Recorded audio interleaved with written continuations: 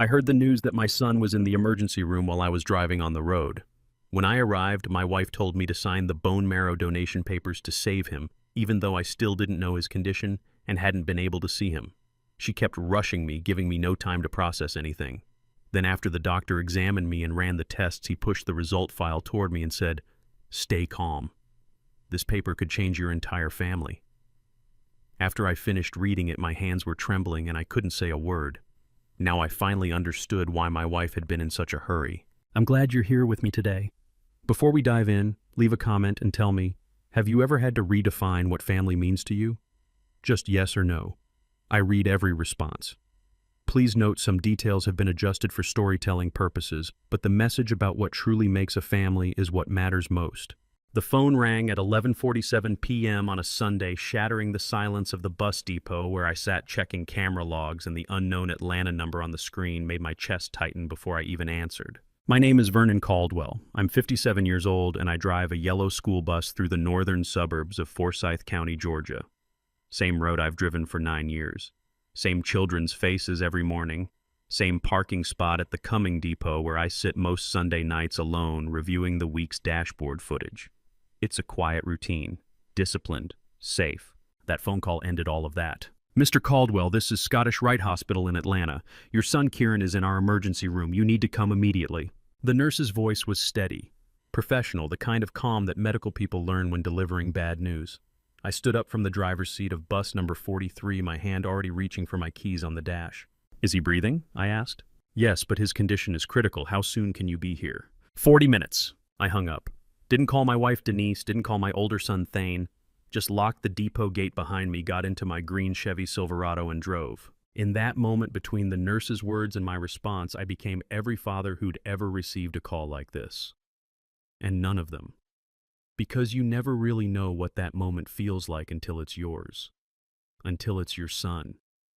Until the word critical is attached to a boy whose name you chose 15 years ago, whose first steps you watched, whose face you see every morning at the breakfast table asking for extra syrup on his pancakes. Kieran, 15 years old, sophomore at West Forsyth High School, plays clarinet in the school band, gets B's in most subjects, A's in history. My son. The drive from Cumming to Atlanta at midnight is empty highway and bad thoughts. Every red light felt like a personal attack. Every mile marker was a reminder that I wasn't there yet, that I didn't know what critical meant, that a nurse had called me instead of my wife. Why hadn't Denise called me herself? I pushed the Silverado to 80 on Highway 400, hands gripping the wheel so tight my knuckles went white. You know that drive, the one where your mind runs through every worst-case scenario, where you bargain with God even though you haven't been to church in 5 years, where you promise things you can't deliver if he'll just let your child be okay.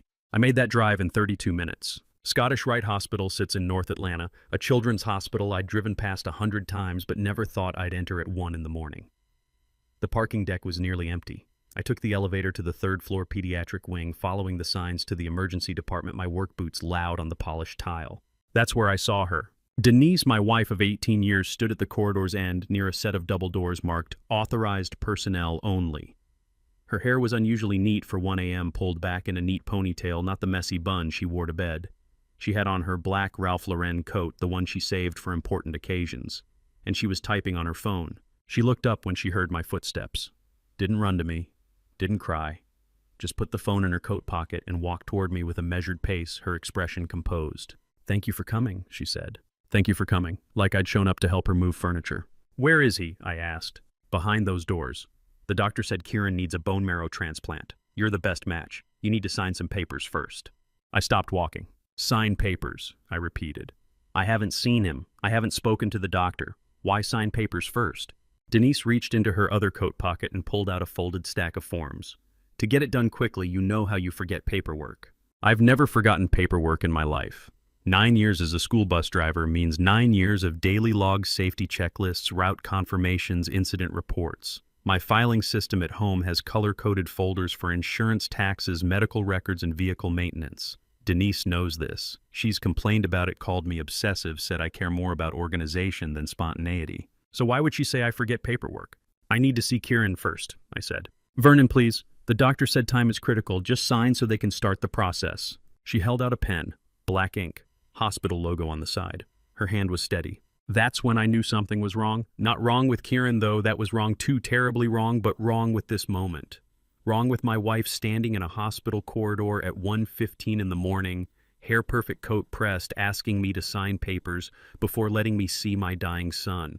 A mother whose child is in critical condition doesn't have neat hair. She doesn't remember to grab her good coat. She doesn't stand in hallways typing on her phone with steady hands and composed expressions. She runs. She cries. She grabs your arm and pulls you toward the room, desperate for you to see him, to help him, to do something, anything. Denise wasn't doing any of that. I need to see him first, I said again. Something flickered across her face. Annoyance, maybe. Or calculation. It passed quickly, replaced by a patient smile.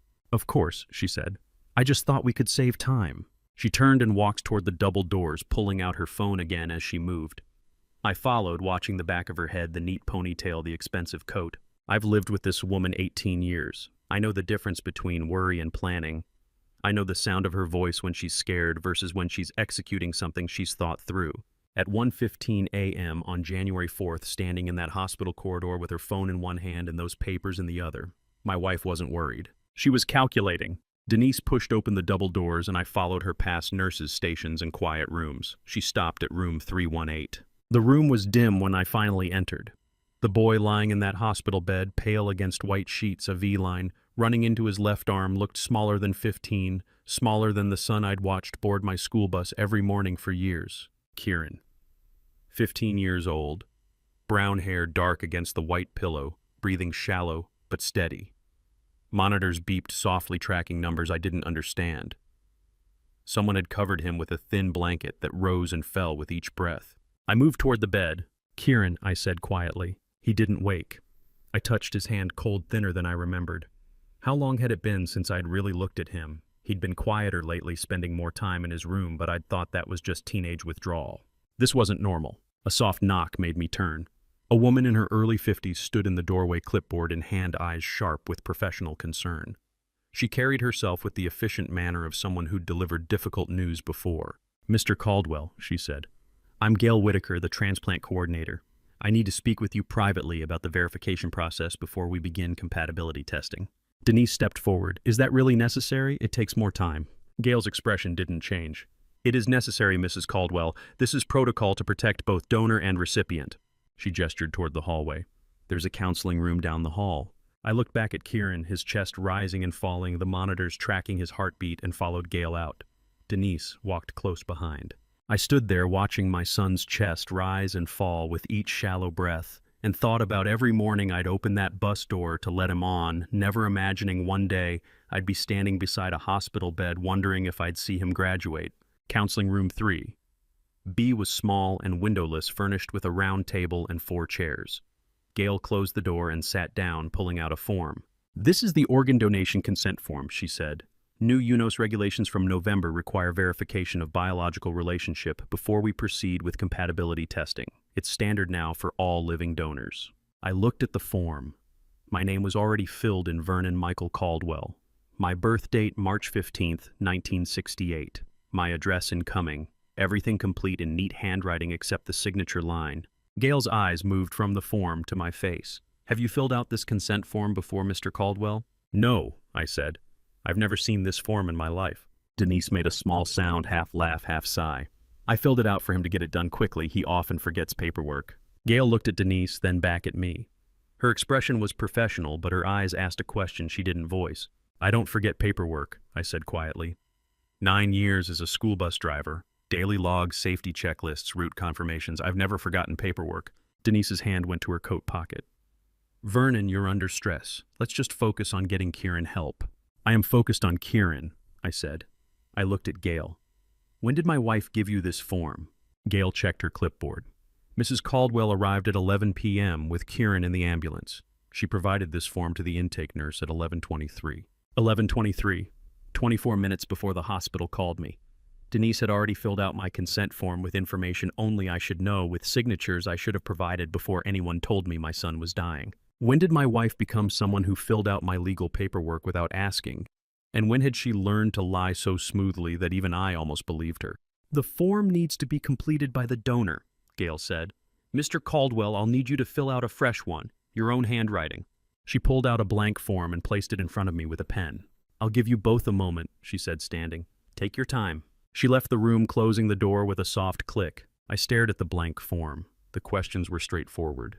Name, date of birth, relationship to recipient, medical history, understanding of risks, voluntary consent. Relationship to recipient. Father. I'd written that word on forms before school enrollment, insurance claims, emergency contacts. Never thought about it, just wrote it automatically because it was true. Wasn't it?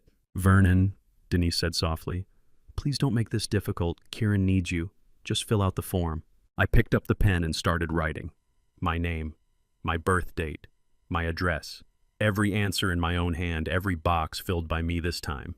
When I got to the signature line, I paused. Denise was watching me. Her expression was patient, concerned, the face of a worried wife supporting her husband through a crisis. But I'd seen her face in that hallway. I'd seen the neat hair and the pressed coat and the steady hands typing on her phone while our son lay in critical condition. I'd lived with this woman for 18 years. I knew when she was worried, and I knew when she was executing a plan. I signed my name, Vernon M. Caldwell. The pen scratched against the paper. As I wrote each letter, I felt the weight of something I couldn't name yet. When I signed that form again, I felt like I was signing into a war where I didn't know which side I was on. Gail knocked and re-entered, taking the completed form. She reviewed it quickly, nodded, and filed it in her clipboard. Thank you, Mr. Caldwell, she said. We'll begin the compatibility testing first thing in the morning. The doctor will explain everything at 6 a.m. 6 a.m., 4.5 hours from now. I stood up, my legs stiff from the drive and the shock and the growing sense that nothing about this night was what it seemed. Denise stood too, smoothing her coat. Can I sit with Kieran? I asked Gail. Of course, she said. Room 318, as long as you need. I walked back down the hallway, past the nurse's station, back to my son's room. But the question followed me like a shadow. What else had my wife filled out without telling me, and why? I spent the hours between signing that form and dawn, sitting in Kieran's room, watching him breathe. The war I'd signed into didn't have clear battle lines yet, but I could feel them forming in the dark. When Thane Caldwell walked into the hospital cafeteria at 6:30 that Monday morning, still wearing his Forsyth County firefighter uniform with the faint smell of smoke clinging to his shoulders, I felt something in my chest loosen for the first time since the phone rang 18 hours earlier. My eldest son, 30 years old, built like the man who'd taught him to swing an axe and carry hose. He didn't say anything at first, just walked over to where I sat with cold coffee and placed his hand on my shoulder. That wordless solidarity said everything. Dad, he said finally. Thane. Margot Townsend appeared beside him in green nursing scrubs, her shift at Children's Healthcare clearly just ended. 29, with observant eyes that had learned to catalog details others missed. She bent down and kissed my cheek. How's Kieran? She asked. Sleeping. They're running compatibility tests this morning. She glanced toward the hallway, then back at me. Her voice dropped. Dad, last night I saw Mom standing in the hallway on the phone for about 45 minutes right after Kieran was moved to his room. She was laughing. I thought it was strange. I looked up at her, laughing. Not like happy laughing, but laughing while she was on the phone. Margot's professional nurse expression flickered. It seemed odd for someone whose son just got admitted to emergency. Thane's jaw tightened. He pulled out a chair and sat down across from me. Behind him I noticed a stroller, Clover, my 2-year-old granddaughter, sleeping with a yellow plastic flower clutched in her small fist.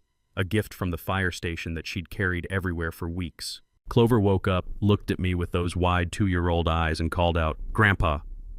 For the first time since arriving at this hospital, I didn't feel like I was drowning alone. I lifted her out of the stroller and held her. She pressed the plastic flower against my chest. "Pretty," she said. "Very pretty," I told her. Thane was watching me with an expression I'd seen before, the look of someone carrying weight they didn't know how to set down. "There's something I need to tell you, Dad," he said quietly. "But it's not the right time yet. You need to get through the compatibility test first." I set Clover back in her stroller, my hands suddenly cold. "Thane, what are you not telling me?" He shook his head. "After the test. I promise. But I need you to know whatever happens, we're here. Me, Margot, Clover. We're not going anywhere." That should have been comforting. Instead, it felt like preparation for something worse than I'd imagined. At 9 a.m., I sat in the hematology lab on the second floor while a technician drew blood and took tissue samples. Standard compatibility testing, they'd said, quick and routine. Dr. Farrah Sinclair entered midway through the procedure. She was a small woman, 50, with kind eyes and an efficient manner that immediately commanded respect. The kind of doctor who'd learned to deliver difficult news with both honesty and compassion. "Mr. Caldwell," she said, pulling up a chair beside the exam table, I need to ask you some detailed questions about your family medical history, blood type, any hematological conditions, genetic disorders. Is something wrong with the test? I asked. She smiled, but it didn't reach her eyes. I'm seeing some markers that require a more comprehensive panel. We'll have results within 48 hours. The technician finished drawing blood and labeled the vials with careful precision. Dr. Farah watched, then pulled out her laptop and began typing. I sat there, the small bandage on my arm, watching her fingers move across the keyboard. She angled the screen slightly away from me, but not enough. I could see fragments of what she was typing. Request full genetic panel expedited 48 hours flagged discordance in preliminary HLA loci. Discordance. I didn't need a medical degree to understand that word. Disagreement. Mismatch. Something that doesn't align. How many times have doctors hidden life-changing truths behind words we don't understand, giving us time to prepare or time to hope before the floor falls out? What does HLA mean? I asked. Dr. Farah looked up from her laptop. Human leukocyte antigen. They're genetic markers we use to determine compatibility for transplants. Everyone inherits them from their biological parents. Biological parents. She said it so casually, like it was just another medical term. But sitting in that lab chair with the smell of antiseptic in the air and the weight of 18 sleepless hours pressing down on me, those two words felt like a door opening onto something I'd never wanted to see. And the discordance? I asked. Her expression shifted professional caution, replacing easy explanation. Let's wait for the full panel results. I don't want to jump to conclusions based on preliminary data. But there's a concern. There's a question, she said carefully. The comprehensive panel will answer it definitively. She closed her laptop and stood. 48 hours, Mr. Caldwell. In the meantime, Kieran is stable. The immediate crisis has passed. You should get some rest. Rest. I'd been awake for nearly 24 hours, driven through the night to a hospital where my wife had filled out my paperwork without telling me where my eldest son carried secrets he wouldn't share, where a doctor was now flagging genetic discordance in a compatibility test that should have been routine. Rest seemed like something that belonged to a different life. I sat in that lab chair watching Dr. Farah Sinclair gather her laptop and notes. That word stayed on the screen in my mind: discordance, disagreement, mismatch. I didn't ask her to explain what it meant in plain English. A part of me already knew the answer would change everything. I wasn't ready.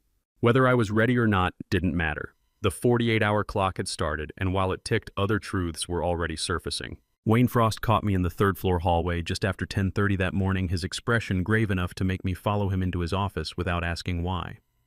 When he gestured for me to close the door behind me, I knew whatever he was about to show me wouldn't be good news. Wayne was the hospital social worker, 47, with a thick stack of files on his desk, and the look of a man who'd uncovered something that needed immediate attention. "Have a seat," he said. I sat. He opened a manila folder and pulled out a document with the hospital letterhead. "I was reviewing Kieran's intake records this morning. There's something you need to see." He slid the paper across the desk. It was a medical guardianship form. My name appeared in the first section under father/legal guardian, but the section marked primary medical decision-maker listed only one name: Denise Marie Caldwell. Below that a date, November 28, 2025. Below that a notary seal. "Under Georgia law," Wayne said carefully, "a unilateral change of medical guardianship while both parents are still married is an unusual procedure. It needs investigation." "When did she do this?" I asked. "November 28th. He paused.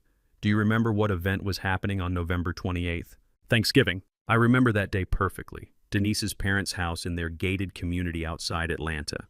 The long table with 14 people, her sisters, their husbands, cousins, nephews. Me carving the turkey while everyone laughed and talked about football.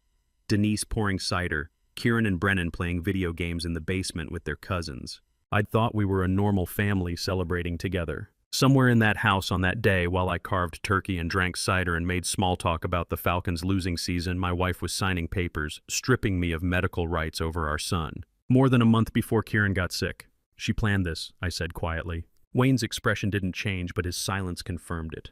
"What does this mean legally?" I asked. "It means Denise has sole authority to make medical decisions for Kieran. You can't override her choices. You can't access his full medical records without her consent. And if there's a dispute about treatment, she wins." "Yes." I stared at the notary seal. November 28th, 2025. A month and a week before the phone call that brought me to this hospital. Not a reaction to crisis. Preparation. "I'm filing a review with hospital administration," Wayne said. "This kind of unilateral change raises questions, but I wanted you to know first." I stood up, the paper still in my hand. "Thank you," I said. Wayne nodded. "One more thing. Be careful what you sign. Read everything, even if she tells you it's just routine. I left his office and walked down the hallway toward Kieran's room. The fluorescent lights hummed overhead. Somewhere a monitor beeped. A nurse pushed a cart past me, wheels squeaking on the polished floor. Everything looked normal, but nothing was. Room 318's door was half open when I arrived. I knocked softly and pushed it the rest of the way. Kieran was awake. For the first time since I'd arrived at this hospital, my son's eyes were open and looking at me. He was sitting up slightly propped against pillows, the IV still running into his arm. He stiffened when he saw me. Not fear exactly, more like reflex. An old habit of pulling back that broke something inside my chest. "Hey, buddy," I said quietly. "Dad." His voice was hoarse from sleep and medication. I pulled a chair beside his bed and sat down. Up close, he looked thinner than I remembered. Paler. The hospital gown hung loose on his shoulders. "How are you feeling?" I asked. "Tired." He glanced at the IV bag, then back at me. "Dad, does it hurt the donation procedure? Does it hurt you?" Of all the questions he could have asked about his diagnosis, about his chances, about why he was here, he asked about me. "Don't worry about me, buddy," I said. "You focus on getting better." He nodded slowly, but his eyes stayed on my face like he was searching for something he'd lost. "I'm sorry," he said suddenly. About what happened this morning. He stopped mid-sentence, swallowed the rest of his words. His eyes darted toward the door. "Checking, making sure no one was listening outside." What kind of fear does a mother have to put into a 15-year-old boy to make him check the door before speaking to his own father? "Kieran," I said gently, "you don't have to apologize for anything. You're sick, you're scared, that's normal." "But nothing you've done is wrong," I said firmly. "You understand me, nothing." He looked at me for a long moment, and I saw something in his expression that made my throat tighten. Relief, maybe, or permission to stop carrying whatever weight he'd been holding. "Okay," he whispered. We sat in silence for a while. The monitors beeped their steady rhythm. Outside the window, Atlanta traffic hummed 3 floors below. "Dad," Kieran said finally. "Yeah?" "Are you staying in Atlanta?" "As long as you need me here," I said. "I'm not going anywhere." His hand moved slightly on the blanket like he wanted to reach out but didn't know if he should. I stood up, preparing to let him rest. "I'll come back in a few hours. You get some sleep." As I turned toward the door, Kieran's hand shot out and grabbed my wrist. Tight, quick, desperate. Then he released it just as fast, his eyes darting to the door again. When I stood to leave, Kieran grabbed my wrist tight quick, then released. As if he wanted to hold on but didn't dare. I looked down at my son. 15 years old. Pale and thin in a hospital bed. Checking doors before speaking. Apologizing for things he hadn't done. Grabbing his father's hand and then letting go like touch itself was dangerous. Someone had taught him that wanting his father was something to hide. And I was starting to understand who had taught him that lesson. I left Kieran's room with the feeling of that desperate grab and release still burning on my wrist. Someone had taught my son that wanting his father was dangerous, and I was about to learn just how many people she'd been teaching. Brennan sat in the 3rd floor waiting room at 4:30 that afternoon with his iPad and headphones, his back straight as a soldier's. When he saw me approach, he didn't smile or jump up or do any of the things a 13-year-old boy should do when his father walks into a room. He just sat there watching me with eyes that looked too old for his face. "Hey, Brennan," I said. He pulled off his headphones but stayed rigid in his chair. "Dad." Not Daddy, not the warm greeting of a child, just Dad, flat and emotionless like he was addressing a stranger he'd been instructed to be polite to. I sat down in the chair across from him. "How are you holding up?" "Fine." He glanced at his iPad screen, then back at me. "Dad, do you know what papers you need to sign? Mom said you need to sign the whole set before the doctor lets you have the procedure." I stopped. "Sign the whole set before the doctor lets you have the procedure." That wasn't 13-year-old language. That was legal language. Specific, precise. The kind of phrasing someone teaches you word for word. "Who taught you that, Brennan?" I asked quietly. Those exact words, "sign the whole set before the doctor lets you have it." His eyes flicked down the hallway toward where Denise stood on her phone 50 feet away, checking, making sure she was watching. I figured it out," he said. My 13-year-old son was glancing at his mother to check if he was allowed to speak freely to his own father. That was the moment I understood how thoroughly she'd gotten inside his head. "Brennan," I said gently, "you don't have to worry about what Mom thinks when you talk to me. I'm your father. You can always tell me the truth." He looked at me for the long moment, and I saw something flicker across his face. Want, maybe, or fear, or both. "I know," he whispered. But he didn't say anything else. I stayed with him for 20 minutes asking about school, about his friends, about the video game on his iPad. He answered in short sentences, never relaxing, never letting his guard down. Every few minutes, his eyes would drift toward his mother down the hallway. Monitoring. When I finally stood to leave, I put my hand on his shoulder. "I love you, buddy," I said. "Love you too," he said automatically. But there was no warmth in it, just the recitation of words he'd been taught to say at the right moment. I walked away feeling like I'd just visited a prisoner who couldn't speak freely because the guards were always listening. At 8 p.m., I sat in my Hampton Inn room 3 blocks from the hospital staring at my laptop screen. Every Monday evening, I opened my bank email to check our account balances, a disciplined habit from years of careful saving. 11 years ago, I'd sold my old house in Dahlonega and put the money aside. When my mother passed 5 years back, her small inheritance went into the same account.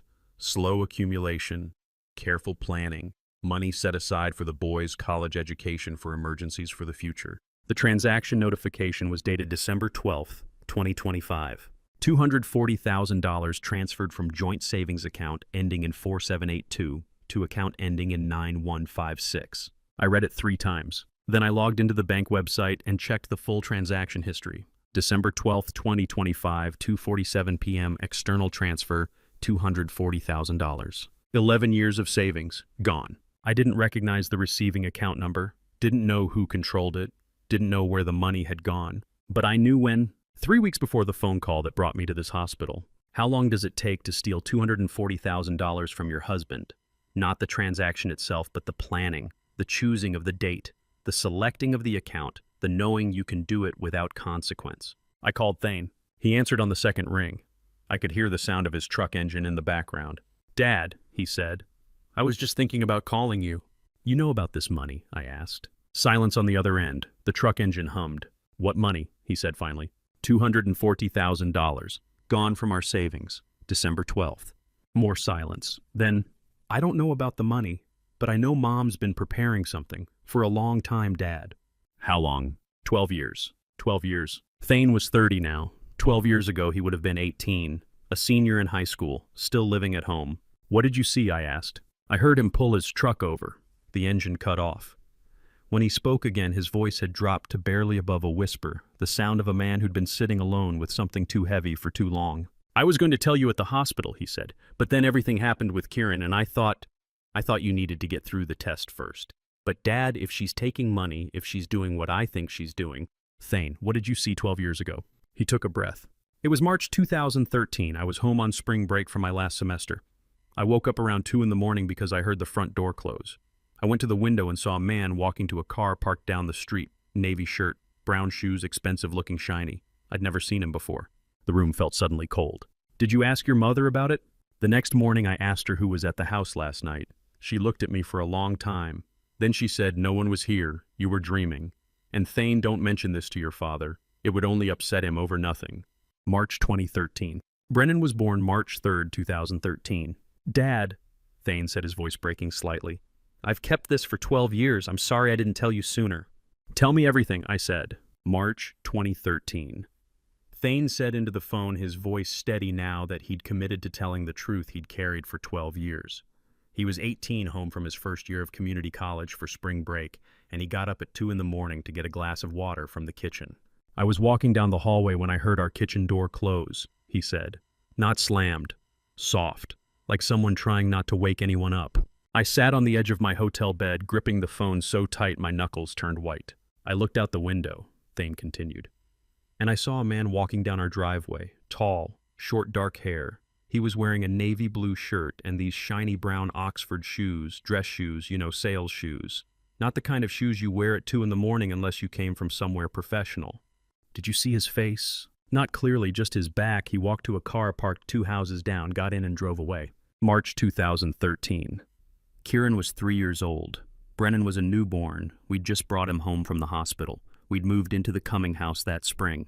New neighborhood, new beginning. Or so I'd thought. "What did your mother say when you asked her?" I asked. Thane took a breath. "The next morning at breakfast I asked her who the man was, who came to the house last night. She looked at me for a long time. Then she said, 'You saw wrong. No one came into the house. Never mention this to Dad or anyone else. No one will believe you.'" My eldest son had been carrying this memory alone since he was 18 years old, seeing a stranger leave his family's house in the middle of the night and being told by his own mother that speaking the truth would make him a liar. "I was 18, Dad," Thane said quietly. "I believed her, or at least I believed that telling you would just cause problems. She made it sound like I was confused, like I'd seen a neighbor or something. but I knew what I saw. Why are you telling me now? Because of the money, because of Kieran, because... His voice cracked slightly.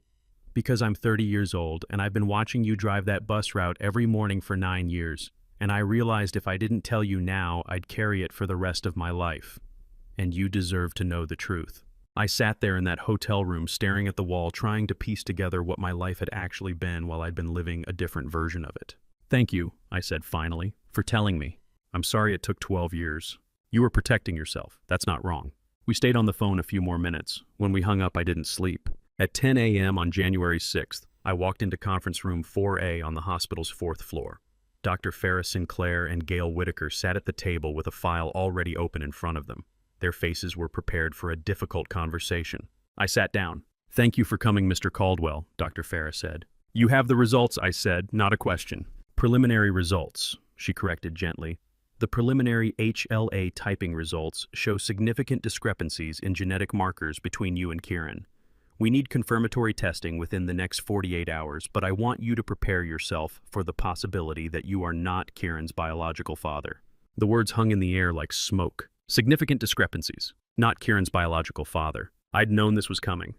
From the moment I saw that word on Dr. Farrah's screen 3 days ago, discordance I'd known. But hearing it spoken aloud was different. I was in the delivery room, I said quietly. June 14th, 2010. I cut the umbilical cord. I held him while they cleaned him up. I've been his father for 15 years. Dr. Farrah's expression softened. We know. And we know that's not what this number on a page can measure, but we need you to understand what the test is telling us.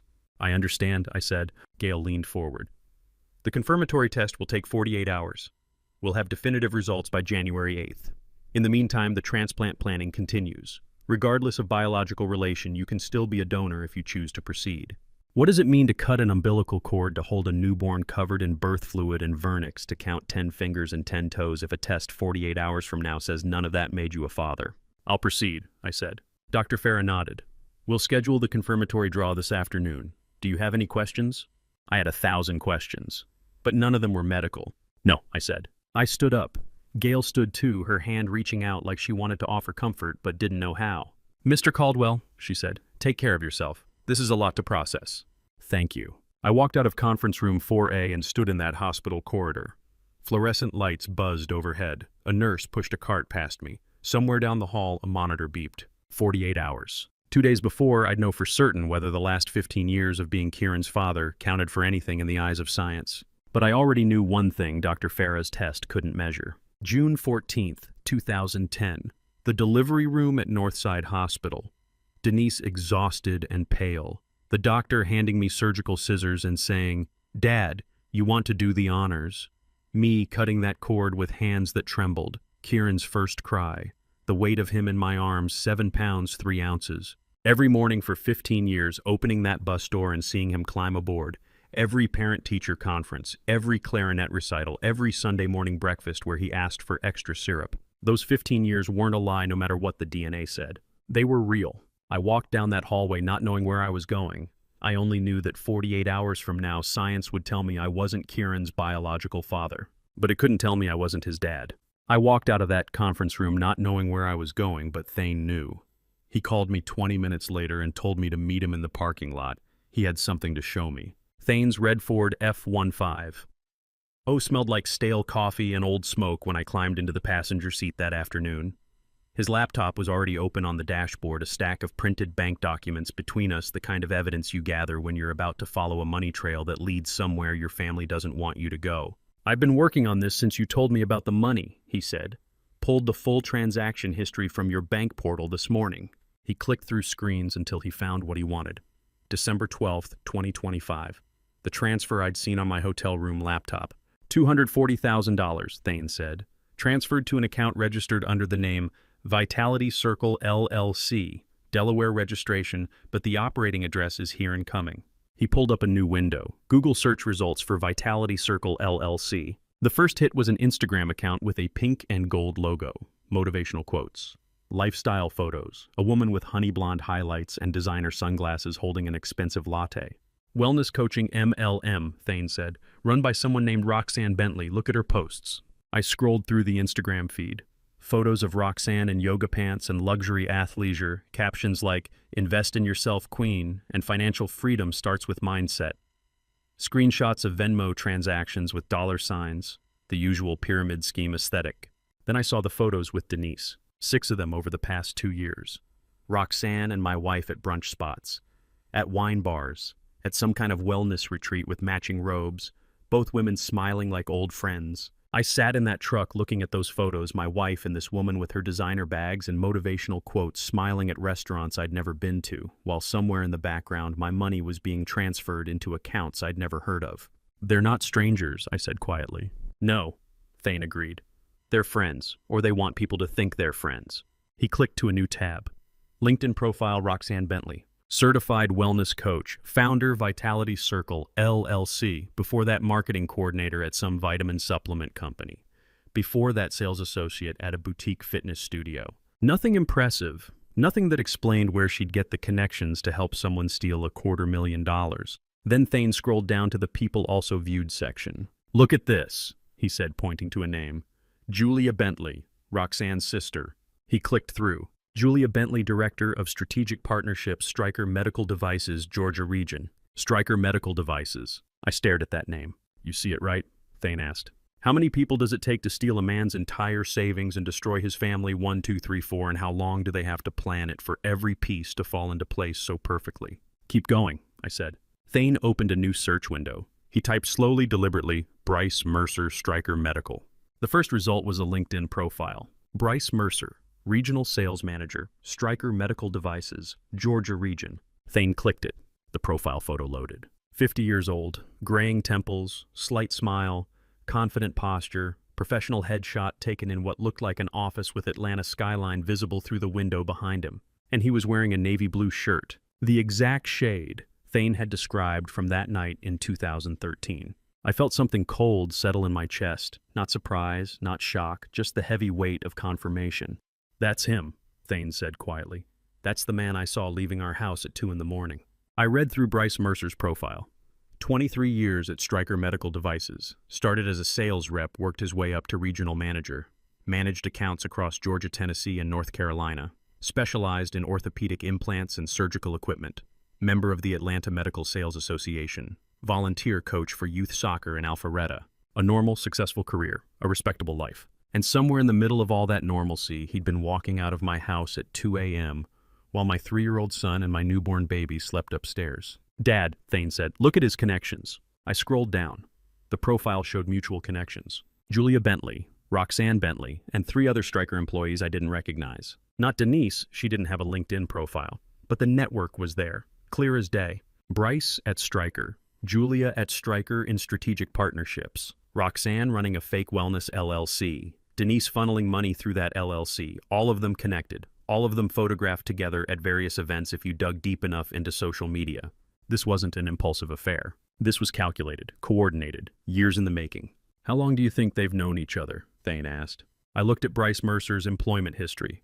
23 years at Stryker. Julia Bentley joined the company 8 years ago. Roxanne started Vitality Circle LLC 3 years ago. "Long enough to plan this," I said. Thane turned the laptop toward me so I could see the profile more clearly. Bryce Mercer, 50 years old, regional sales manager, professional headshot, graying temples, slight smile, navy blue shirt. I thought about March 2013, the month Brennan was born, the month we moved into the Cumming house, the month my 18-year-old son saw a stranger leaving our home and was told by his mother never to speak of it. I thought about the shiny brown Oxford shoes Thane had described. Sales shoes. Professional shoes. The kind of shoes a man wears when he's coming from work, or going to work, or maintaining the appearance of legitimacy while doing something that would destroy a family if anyone knew. "Stryker Medical Devices," I said aloud. I typed that name with Bryce Mercer into the search bar. The first result showed a company photo from some kind of regional sales conference. 20 people in business casual standing in rows like a high school yearbook photo. Bryce Mercer in the back row, navy blue shirt, graying temples, smiling at the camera like he had every right to be there, like he had every right to walk into my life and take everything I'd built. I stared at that photo of Bryce Mercer for a long time. Then I closed the laptop and told Thane I needed to get back to the hospital. There were questions I had to ask, and I wasn't going to wait 48 hours for DNA results to start asking them. Denise caught me in the hallway outside Kieran's room at 3:30 that afternoon with red eyes and trembling hands, looking every bit like a terrified mother whose child was dying. And I stood there knowing exactly what I'd discovered about Bryce Mercer and Roxanne Bentley and the money, watching her perform an emotion she didn't actually feel. "Honey," she said, her voice breaking on the word, "I know I'm not the perfect wife, but this is the most difficult time for our family. I need you to stand with me." She reached out like she needed support, like she was about to collapse, like the weight of Kieran's illness was too much to bear alone. I didn't move to catch her. "What do you want, Denise?" I asked. "Specifically right now, what do you want from me?" She blinked, and for half a second the trembling stopped. Just half a second. Then it resumed perfectly calibrated. "I want you." She paused like the words were hard to get out. "I want you not to ask the hospital any more questions. Leave everything to me. You just need to donate." There it was. Stop asking questions. Let her manage everything. Just donate and stay quiet. I've been married to this woman for 18 years, long enough to know the difference between real tears and performance tears, between genuine fear and calculated manipulation, between a wife who needs support and a wife who needs compliance. "I'll think about it," I said. I turned and walked toward the elevator. Behind me, I heard her exhale. Not the sigh of someone in pain. The sigh of someone recalculating a strategy that didn't work. The next morning, Wayne Frost met me in a small meeting room on the 3rd floor. He'd arranged for someone to come talk to me, someone who'd been watching my sons for months. Simone Garrett walked in at 9 a.m. sharp. She was 38, a school counselor from Forsyth Central High School, carrying only a pen and notebook, no tablet, no laptop. Her face was serious, with the professional gravity of someone who'd documented concerning patterns and needed to report them. "Mr. Caldwell," she said, sitting down across from me. "Wayne asked me to share some observations I've made about Kieran and Brennan over the past 3 months." She opened her notebook. The pages were filled with dated entries in neat handwriting. "Kieran has been coming to my office since October," she said, "initially for college planning discussions. But he started asking questions that concerned me." "What kind of questions?" I asked. She read from her notes. "If someone knows something is wrong, but saying it will hurt someone else, should they say it?" That was November 4th. November 18th. "Can you get in trouble for not telling the truth if no one asks you directly?" December 2nd. "What happens to younger siblings when families break apart?"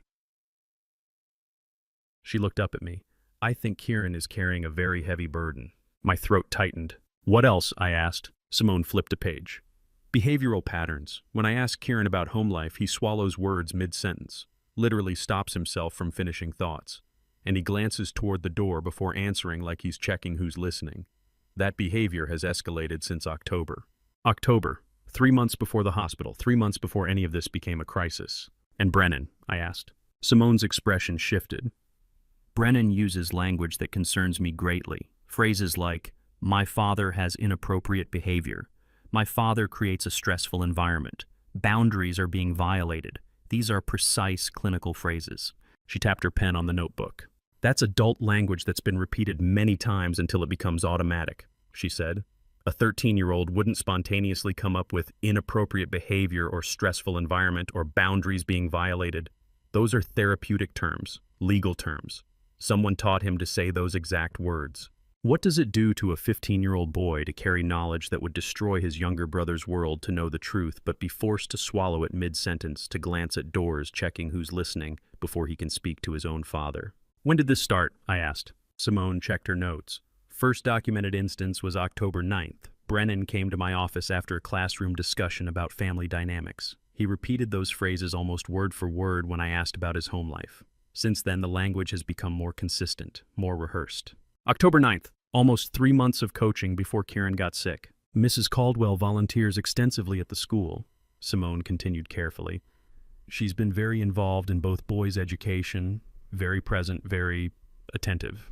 The way she said attentive made it clear she meant something else. "Simone," I said, "what do you think is happening?" She closed her notebook and looked directly at me with the clear-eyed assessment of someone who'd spent months watching my sons navigate a minefield I couldn't see. "I think someone has been systematically coaching Brennan to use specific language about you," she said.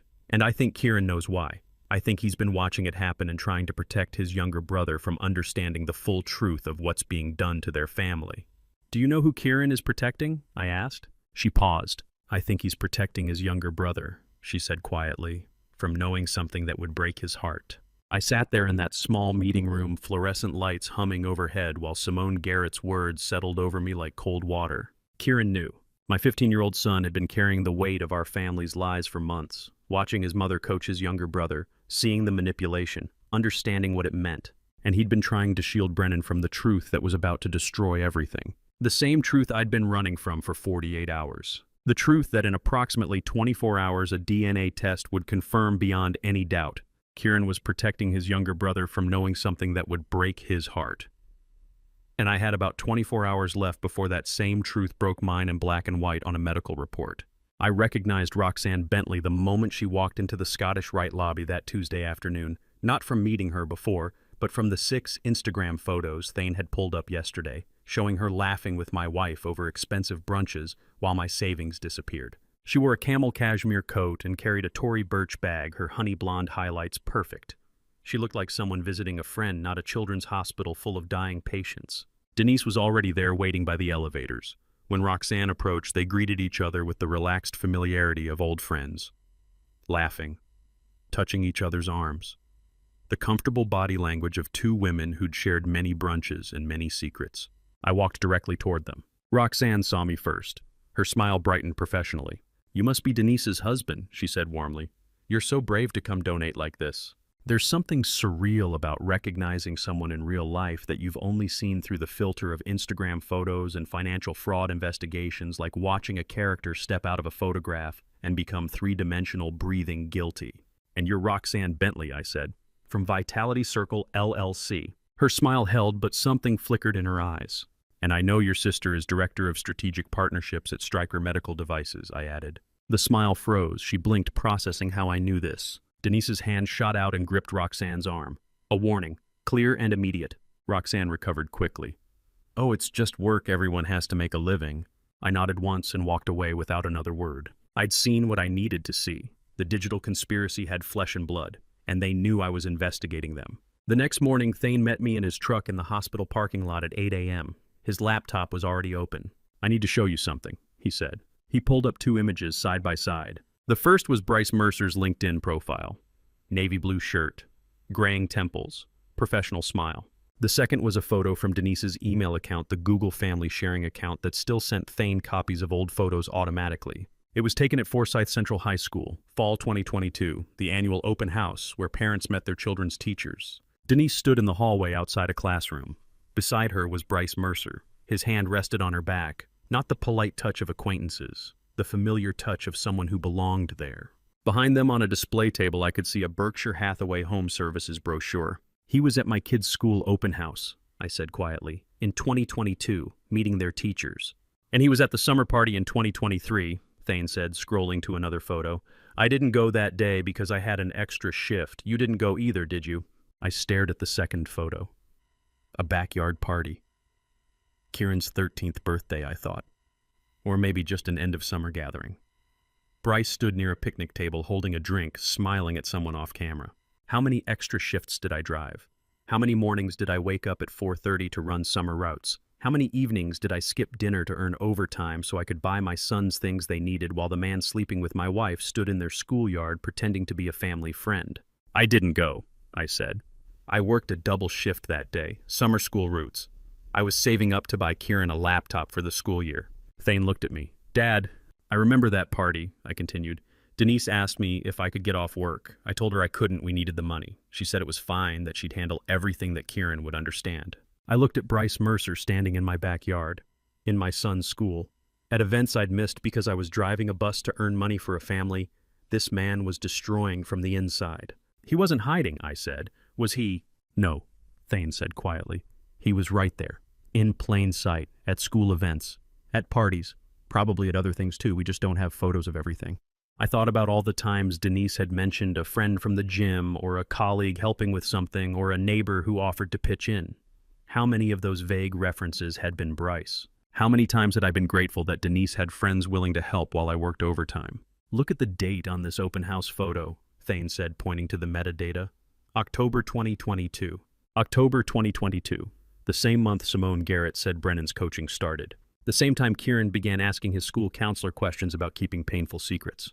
Bryce hadn't just been sleeping with my wife. He'd been integrated into my family's life. attending my children's school events, standing in my backyard, meeting my son's teachers. While I drove that yellow bus through Forsyth County, earning money to pay for the house where he was welcome, and the school events he attended, and the life he was stealing piece by piece. "There's one more thing," Thane said. He zoomed in on the open house photo. Behind Bryce and Denise, barely visible in the background, was Kieran. 15, no 13 then, standing against a locker watching his mother and this man. The expression on Kieran's face wasn't confusion. It was knowledge. My 13-year-old son had seen Bryce Mercer at his school open house in 2022 and known something was wrong. Had watched this stranger touch his mother's back with familiar ease. Had carried that knowledge for over a year before the coaching started, before the hospital, before everything fell apart. And he'd said nothing, because what could a 13-year-old boy say when he sees something like that and doesn't have the words to name it? I sat in Thane's truck staring at that photo and felt every hour of that overtime shift come back in perfect detail. The empty bus at 5 a.m., the clipboard and route map, the exhaustion, the satisfaction of knowing I'd earned enough to buy Kieran the laptop he needed for school. And while I drove that bus, Bryce Mercer stood in my son's schoolyard with his hand on my wife's shoulder, smiling like he belonged there. I remember that 2023 party. I worked overtime to buy Kieran a laptop. I couldn't go. That man stood in my son's schoolyard. The 48 hours ended at exactly 10 o'clock on Wednesday morning, when Dr. Farrah Sinclair walked into conference room 4A, carrying a manila folder with my name typed across the tab. The 2023 party replayed in my head all night, Bryce's hand on Denise's back, standing in the schoolyard while I worked overtime to afford Kieran's laptop. I'd sat in this same conference room since 8:30, watching the fourth-floor hallway through the narrow window in the door. Wayne had arrived at 9 with coffee I hadn't touched. Thane and Marrow came 15 minutes later, taking positions against the far wall without saying a word. Dr. Sinclair was a woman in her early 40s with silver-rimmed glasses and dark hair pulled into a tight bun. The white coat she wore had Scottish Rite Hospital embroidered on the pocket in navy thread. She set the folder on the table between Wayne and me, then pulled out the chair across from mine with a soft scrape. "Mr. Vernon," she said. Her voice was professional, measured. "I have your confirmatory results." Wayne shifted in his seat. I heard the fabric of his suit jacket rustle. I didn't reach for the folder. My hands stayed flat on the laminate surface, fingers spread. "The preliminary tests we discussed on Monday indicated significant discrepancies in multiple genetic markers," Dr. Sinclair continued. She opened the folder with precise movements and slid a single page toward me. The paper had the hospital letterhead at the top. "The confirmatory analysis using our expanded panel validates those initial findings." The page was covered in numbers and charts I didn't understand. Tables with abbreviations like D3S1358 and VWA filled the upper half. But halfway down, one line was underlined in red ink. Probability of paternity 0.000%. What do you call the moment when 15 years of fatherhood gets reduced to 3 zeros and a decimal point? This test evaluated 23 autosomal genetic markers using STR analysis, Dr. Sinclair said. Her voice remained steady, clinical, like she was reading from a script she'd delivered 100 times before. "At every single marker tested, the alleles you carry are incompatible with Kieran's genetic profile. There is no biological relationship. The probability of paternity is effectively 0. I stared at the red underline. Someone had used a ruler to make it perfectly straight.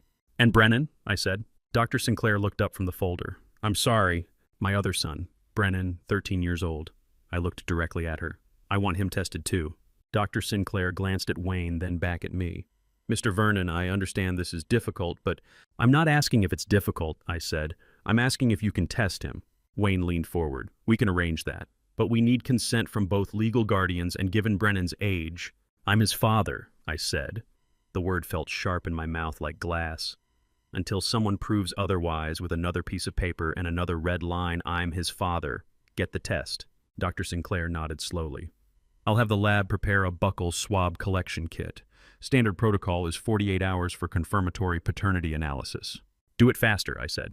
"We can request priority processing," she replied. 24 hours. Wayne pulled out his phone and started typing. I pushed my chair back. The legs scraped against the floor tiles. "Where's Denise?" I asked. Wayne stopped typing. He didn't look up. "She's in the waiting area, 4th floor near the elevators." "Tell her to come here." Wayne set his phone down. "Vernon, maybe you should take some time to—" "Tell her to come here," I repeated. Wayne held my gaze for 3 seconds, then stood and walked to the door. He stepped into the hallway and I heard his voice muffled through the wall saying something I couldn't make out. 30 seconds later, the door opened again.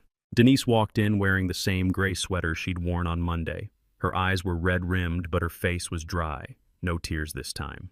She looked at me first, then at the folder on the table, then back at me. "Sit down," I said. She pulled out the chair beside Dr. Sinclair and sat with her hands folded in her lap. I slid the DNA report across the table. The paper made a soft scraping sound against the wood surface. Denise looked down at it. Her eyes moved across the page, slowly, methodically stopping at the red underline. Her jaw tightened, but she said nothing. 0%, I said. "That's what it says. Probability of paternity 0.000. She didn't respond. 15 years, I said. My voice came out quieter than I'd intended, but every word was controlled. I changed his diapers. I taught him to ride a bike without training wheels in the driveway. I sat in the emergency room for 4 hours when he broke his wrist in 3rd grade, and I held his hand while they set the cast." Denise's hands remained folded in her lap. She didn't look up. "And the whole time you knew," I said. She was silent. "I need to know who," I said. "I need a name." 5 seconds passed. Then she said, "Bryce Mercer." The air left the room. Not metaphorically, I genuinely couldn't breathe for 3 seconds. "Bryce Mercer," I repeated. "The man Roxanne said was on the board at Stryker Medical Devices. The man in the photo from the 2022 open house with his hand on your back. The man who stood in Kieran's schoolyard at the 2023 summer party." Denise nodded once. "How long?" I asked. "It started in 2010, she said. Her voice was barely above a whisper. "Before Kieran was born." "And it never stopped." She shook her head. Wayne leaned forward, his elbows on the table. "Mrs. Denise, I need to clarify something for the legal record. Does Mr. Mercer know that Kieran is his biological son?" Denise's hands tightened in her lap. Her knuckles went white. "Does Bryce know about Kieran?" I asked. Silence for 3 seconds. "He knows," Denise said. I stood. The chair scraped against the floor. "Call him here," I said. Denise looked up at me. "Vernon?" "Call him," I said. "Right now. Tell him to come to this hospital. Tell him I want to see him face to face." Wayne stood as well. "Vernon, we need to think strategically about—" "I've been thinking for 48 hours, I said. I didn't raise my voice. I didn't need to. I've been thinking while Kieran was unconscious in a hospital bed. I've been thinking while my wife sat across from me and lied every single time she opened her mouth. I'm done thinking." I turned back to Denise. "Call him here." Denise never made the call. She left the conference room without a word, and by the time I reached the hallway, she'd vanished. Wayne closed the office door behind me with a click that sounded like a cell door sealing, and when he turned around, his face told me the cancer wasn't my only death sentence. This was January 8th, late afternoon. I'd driven to Wayne's private practice in Buckhead for what he'd called a follow-up consultation. His assistant had left for the day. We were alone. "Sit down, Vernon," Wayne said. I sat in the leather chair across from his desk. He stood by the window with his arms crossed. "I reviewed your patient portal access logs," he said. "My what?" "Your patient portal, the online system for test results, appointments, billing." He opened a folder. "When did you last log in?" "Maybe 6 months ago. I don't use it much." "You don't use it at all," Wayne said, "because on August 15th, 2025, someone changed the email address associated with your account." He slid a printed page across the desk. "Patient portal account activity log." Highlighted in yellow, email changed from vcaldwell@decobschools.gov to denise.caldwell.home@gmail.com. "That's not my email," I said. "I know," Wayne said. "It's Denise's." I stared at the date. August 15th, 5 months ago. "I didn't authorize that." "No, but someone with your login credentials did. Once that email was changed, every notification went to Denise instead of you." He pulled out another page. Appointment history. September 18th. I ordered follow-up imaging after your August physical flagged elevated liver enzymes, scheduled for September 20th at 10 a.m., canceled September 18th at 2 p.m. Another page. October 3rd, I referred you to a hepatology specialist, scheduled for October 10th, canceled October 3rd at 4 p.m. Another page. November 12th, I ordered a liver biopsy consultation, scheduled for November 18th, canceled November 12th at 11 a.m. He set all 3 pages in front of me. All canceled within hours of being scheduled, all through the patient portal, all notifications sent to denise.caldwell.home@gmail.com. The office smelled like the lemon cleaner they used in the morgue at the funeral home where we'd buried my father. I wondered if Wayne noticed. I wondered if he'd chosen it deliberately. If those appointments hadn't been canceled, I said, "How much earlier would you have diagnosed the cancer?" Wayne sat down and removed his glasses. 4 months, possibly 5. The September imaging would have shown the lesion when it was significantly smaller. We could have done a resection instead of emergency debulking surgery. The prognosis would have been substantially better. I looked at the pages again. September 18th, October 3rd, November 12th. 3 appointments, 3 cancellations, 3 chances. She knew, I said. Wayne nodded. She changed the email so I wouldn't see the results. She canceled every appointment so I wouldn't get treatment. I looked up at him. She was waiting for me to get sick enough that it would kill me. I can't speak to intent, Wayne said, but the evidence suggests systematic interference with your medical care beginning in mid-August 2025. I stood. The chair rolled backward and hit the wall. I didn't sleep that night. I sat in the motel room Thane had paid for and thought about August 15th. 3 weeks before Kieran started high school. 2 weeks before Denise asked me to add her name to the Marietta house deed. 1 week before she wanted to update our wills. I'd thought she was being practical. January 9th, 7:15 in the morning. I drove back to Scottish Rite because Margot texted that Kieran's vitals were stable and they were reducing sedation. I took the stairs to the 3rd floor. When I reached the hallway outside Kieran's room, I heard voices. I stopped. One voice was Denise's, the other was Brennan's. I hadn't seen Brennan since the conference room 5 days ago. Denise had kept him away, claimed he was staying with her sister in Decatur, but here he was and I could hear him talking. I walked closer and looked through the narrow window. Denise stood beside Kieran's bed, holding her phone at chest height, angled toward Brennan. Brennan faced her with his back to the door. A nurse in blue scrubs stood near the monitors, checking IV lines. Her name tag said Olivia Raines. She was in her mid-40s with short brown hair and tired eyes. Denise's voice came through the door loud and clear. "You're sure you don't want to see your father?" she asked. Brennan hesitated for a second. Then he said, "He's not my father anymore." "Why not, sweetheart?" Denise's voice was syrupy concerned. "Because he said horrible things about Mom," Brennan said. The words came out flat, rehearsed. "I don't want to see him." Nurse Olivia looked uncomfortable. She stepped back from the monitors and glanced at Denise. My hand found the door frame. The metal was cold, institutional. I counted the rivets, 7, visible from where I stood, because if I didn't count something, I was going to put my fist through the window and drag my 13-year-old son out by his collar. I pushed the door open. Denise's head snapped up.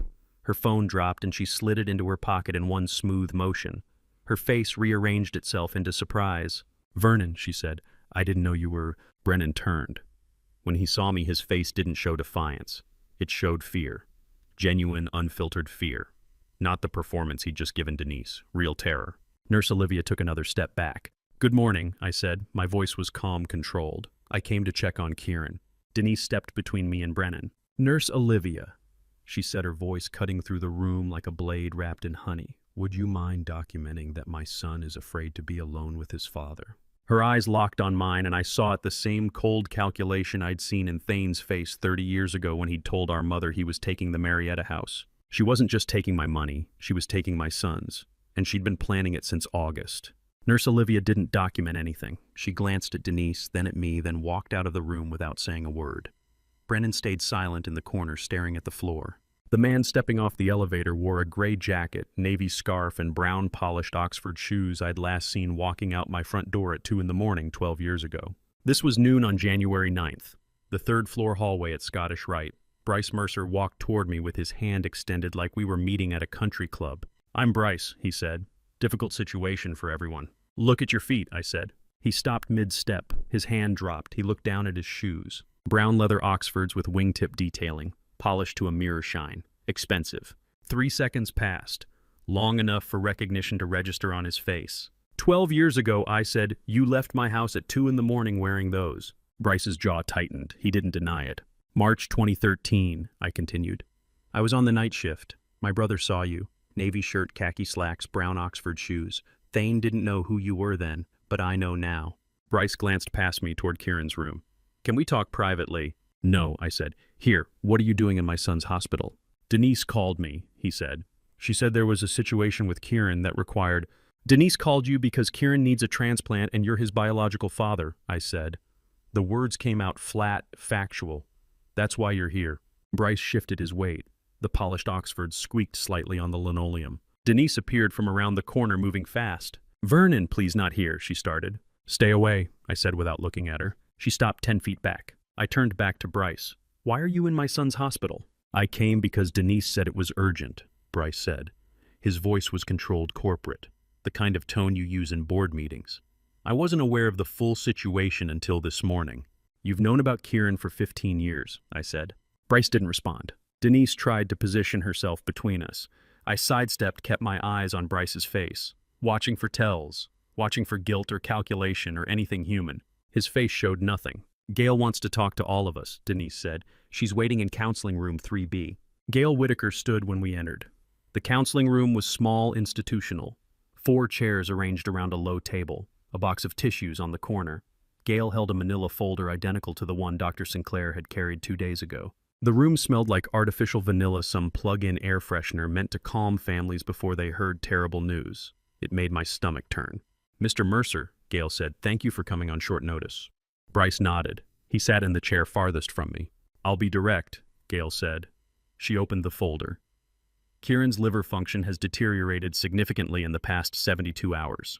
Without a transplant within 2 weeks, his survival probability is approximately 40%.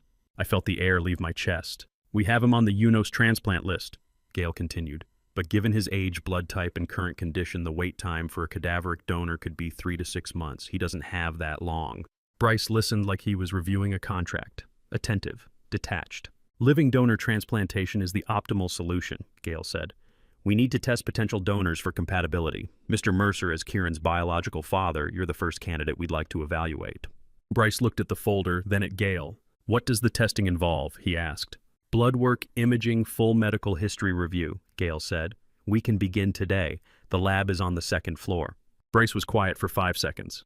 I need to consult my lawyer before agreeing to any medical procedures, he said. I stared at him. Your son is dying, I said, and you want to call a lawyer. I have a right to legal advice before making decisions about medical procedures, Bryce said. His tone didn't change. Corporate, measured. I'm sure you understand. No, I said. I don't understand. My son Kieran is upstairs with a failing liver and you're talking about legal rights.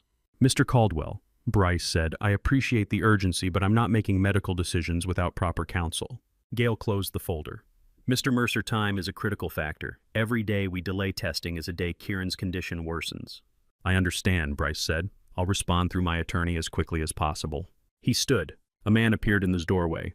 Mid-50s gray suit, silver cufflinks that caught the fluorescent light. He didn't introduce himself. He leaned close to Bryce and whispered something I couldn't hear. Bryce's expression shifted. The uncertainty I'd seen for half a second disappeared. His face became resolved, legally protected. He turned to Gail. I'll be in touch through counsel, he said. Then he walked out.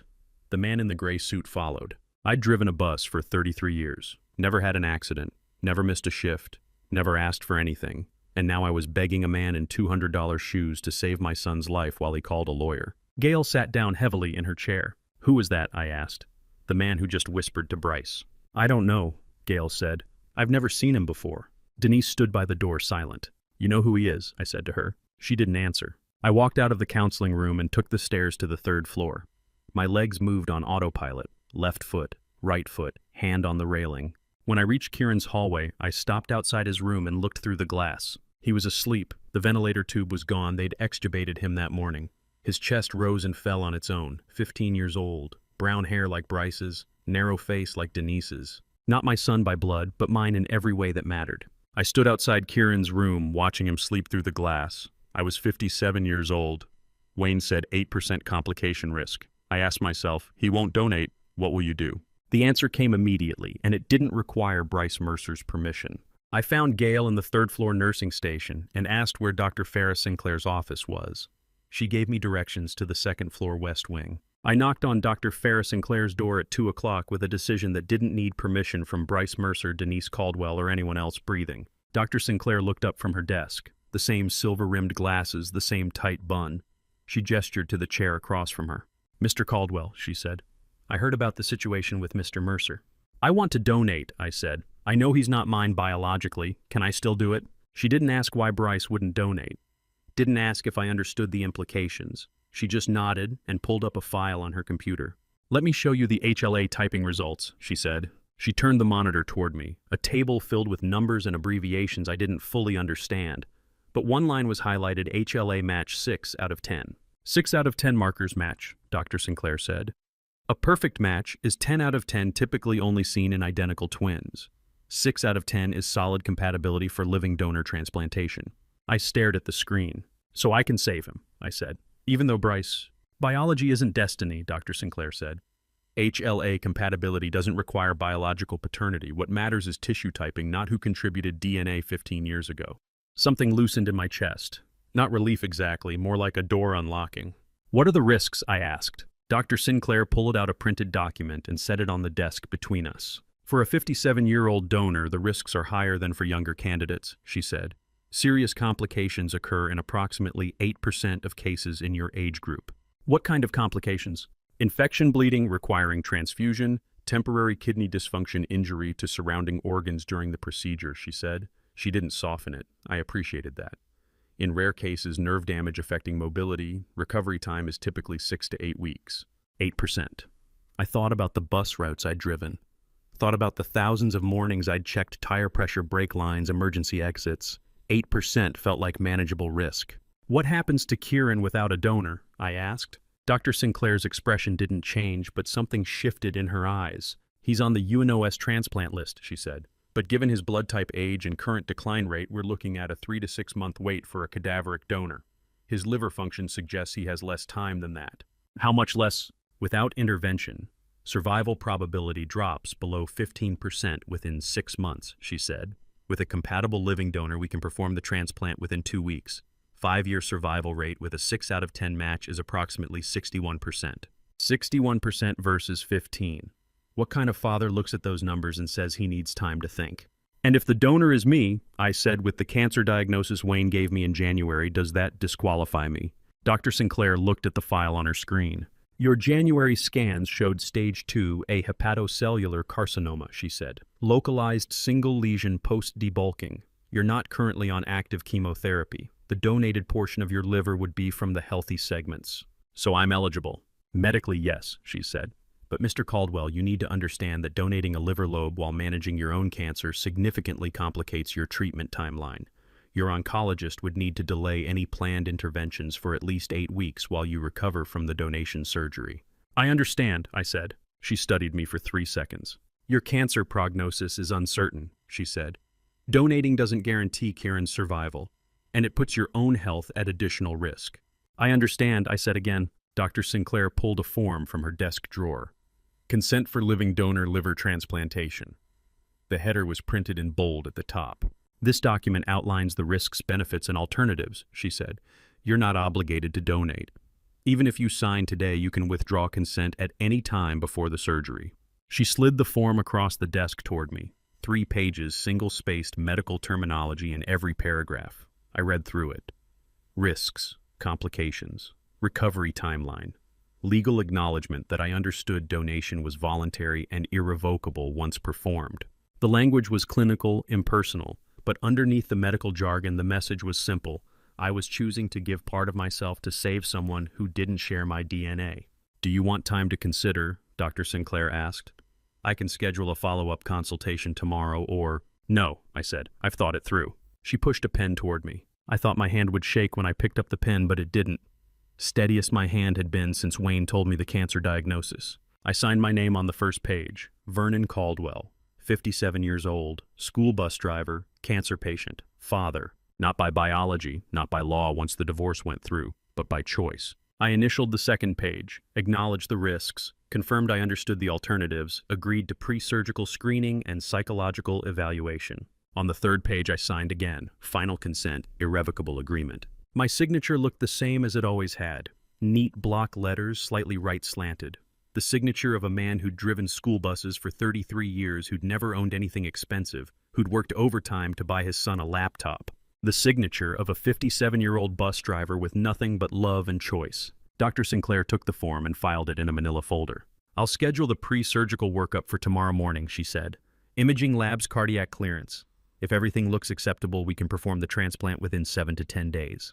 Thank you, I said. I stood. Dr. Sinclair stood as well. Mr. Caldwell, she said, what you're doing, it matters. I nodded and walked out. Somewhere in this hospital, Denise was building evidence against me. Bryce was calling lawyers. Boyd Lancaster was strategizing. But I had the one thing none of them could take. I could save my son. Dr. Sinclair scheduled my pre-surgical workup for the next morning. I left her office knowing I could save Kieran and that nobody could stop me. Thane had driven 3 hours to tell me in person what he wouldn't say over the phone, and the cafeteria fluorescent lights made his 30-year-old face look exactly like mine had at that age, tired, betrayed, trying to hold it together. This was 7 o'clock that evening, January 9th. The first-floor cafeteria was nearly empty. Visiting hours had ended. Thane sat at a corner table with Margot and Clover. The stroller was parked beside them, Clover asleep inside. I pulled out the chair across from Thane and sat. "You asked about 2013, Thane said. "I'll tell you everything." "You don't have to," I started. "Yes, I do," he said. Margot squeezed his hand. Thane looked down at his coffee cup. Hospital cafeteria coffee, bitter and institutional. "The morning after I saw the man leave at 2 a.m., he said. "Denise called me into her room. I thought maybe she'd explain, maybe say it wasn't what it looked like." He paused. "Instead, she said, 'You don't need to call me so often. You're old enough now. You should focus on your own life.'" I stared at him. "I was 18, Thane continued. "I'd just graduated high school. I called her maybe twice a week, and suddenly she was telling me I was calling too much." "She pushed you away," I said. "Not all at once," Thane said. "It was gradual. She stopped answering when I called, stopped inviting me to family dinners. When I showed up anyway, she'd act distracted, like I was interrupting something important." He looked up at me. "I was 18 years old, and my mother pushed me out because I saw what I shouldn't have seen." "That's not your fault," I said. "I know," Thane said. "But I carried it anyway. For 13 years I thought maybe I'd done something wrong. Maybe I should have told you right away instead of waiting. Maybe if I'd said something in 2013, none of this would have happened." "You were protecting me," I said. "I was protecting myself," Thane said. "I didn't want to be the one who broke up your marriage." Margot's hand tightened on his. "You don't apologize for what I hid," Thane said. "I'd spent 30 years thinking I had a good marriage, 2 sons who trusted me, a simple life. Turns out I'd spent 30 years being managed." "It's never your fault," I said. Clover stirred in the stroller.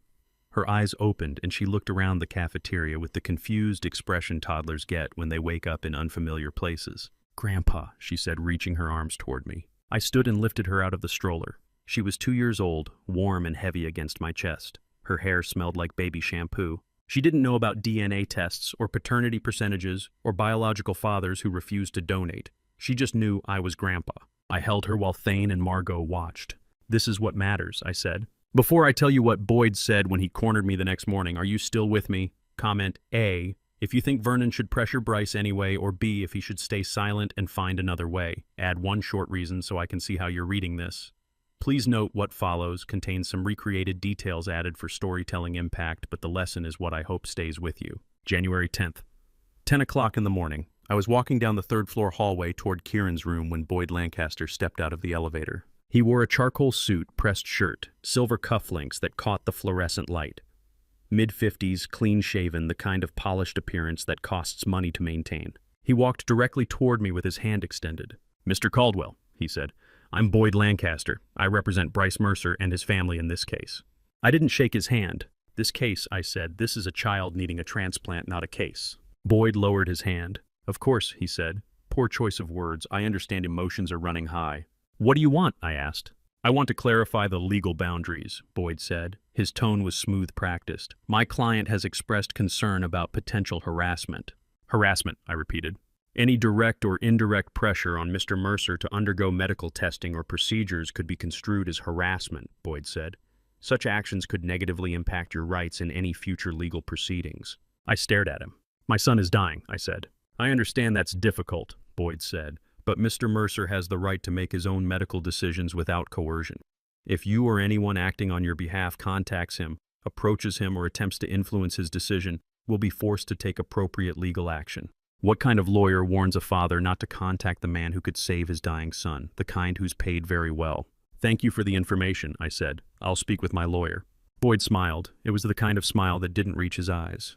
"Do you have a lawyer, Mr. Caldwell?" he asked. "I do now," I said. Boyd handed me a business card. "Boyd Lancaster, Partner Lancaster and Howe Attorneys at Law. An address in Buckhead. Any communication should go through my office," he said. He walked past me toward the elevator. I watched him press the button, watched the doors open, watched him step inside. The trap was perfect. If I contacted Bryce, I'd face harassment charges. If I stayed silent, Bryce would stall indefinitely while Kieran's condition worsened.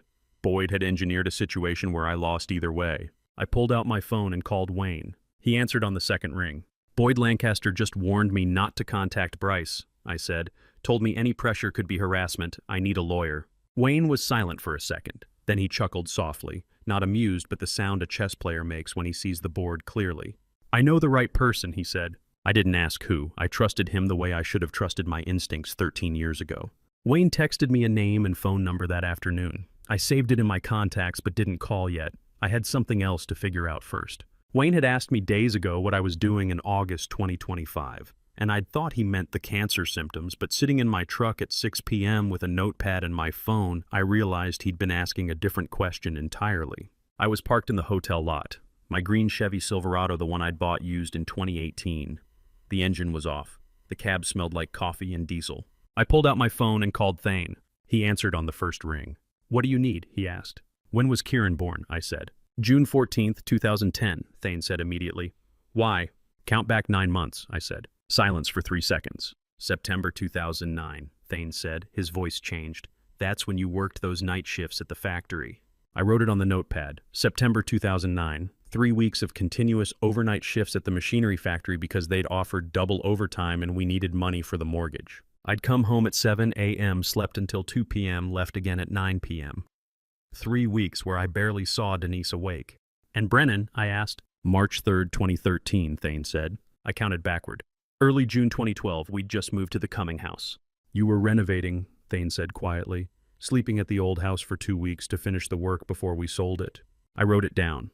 June 2012, 2 weeks sleeping in an empty house 40 minutes away, coming back on weekends to check on Denise and the boys. 2 conceptions, 2 strategic absences. "Dad," Thane said, his voice was tight. "Mom didn't just hide it, she planned it." I stared at the notepad. The numbers didn't lie. September 2009, June 2012. Both times I'd been gone long enough that paternity wouldn't be questioned. Both times I'd been working to provide for a family that wasn't genetically mine.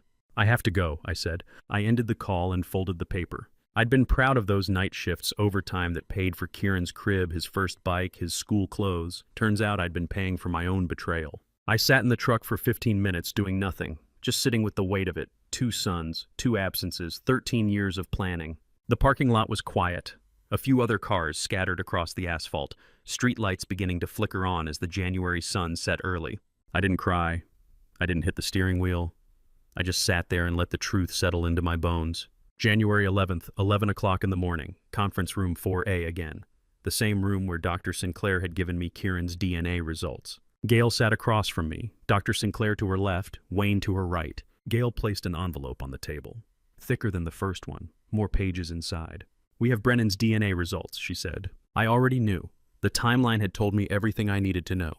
But knowing and hearing it confirmed are different things. Gail opened the envelope and pulled out 3 pages.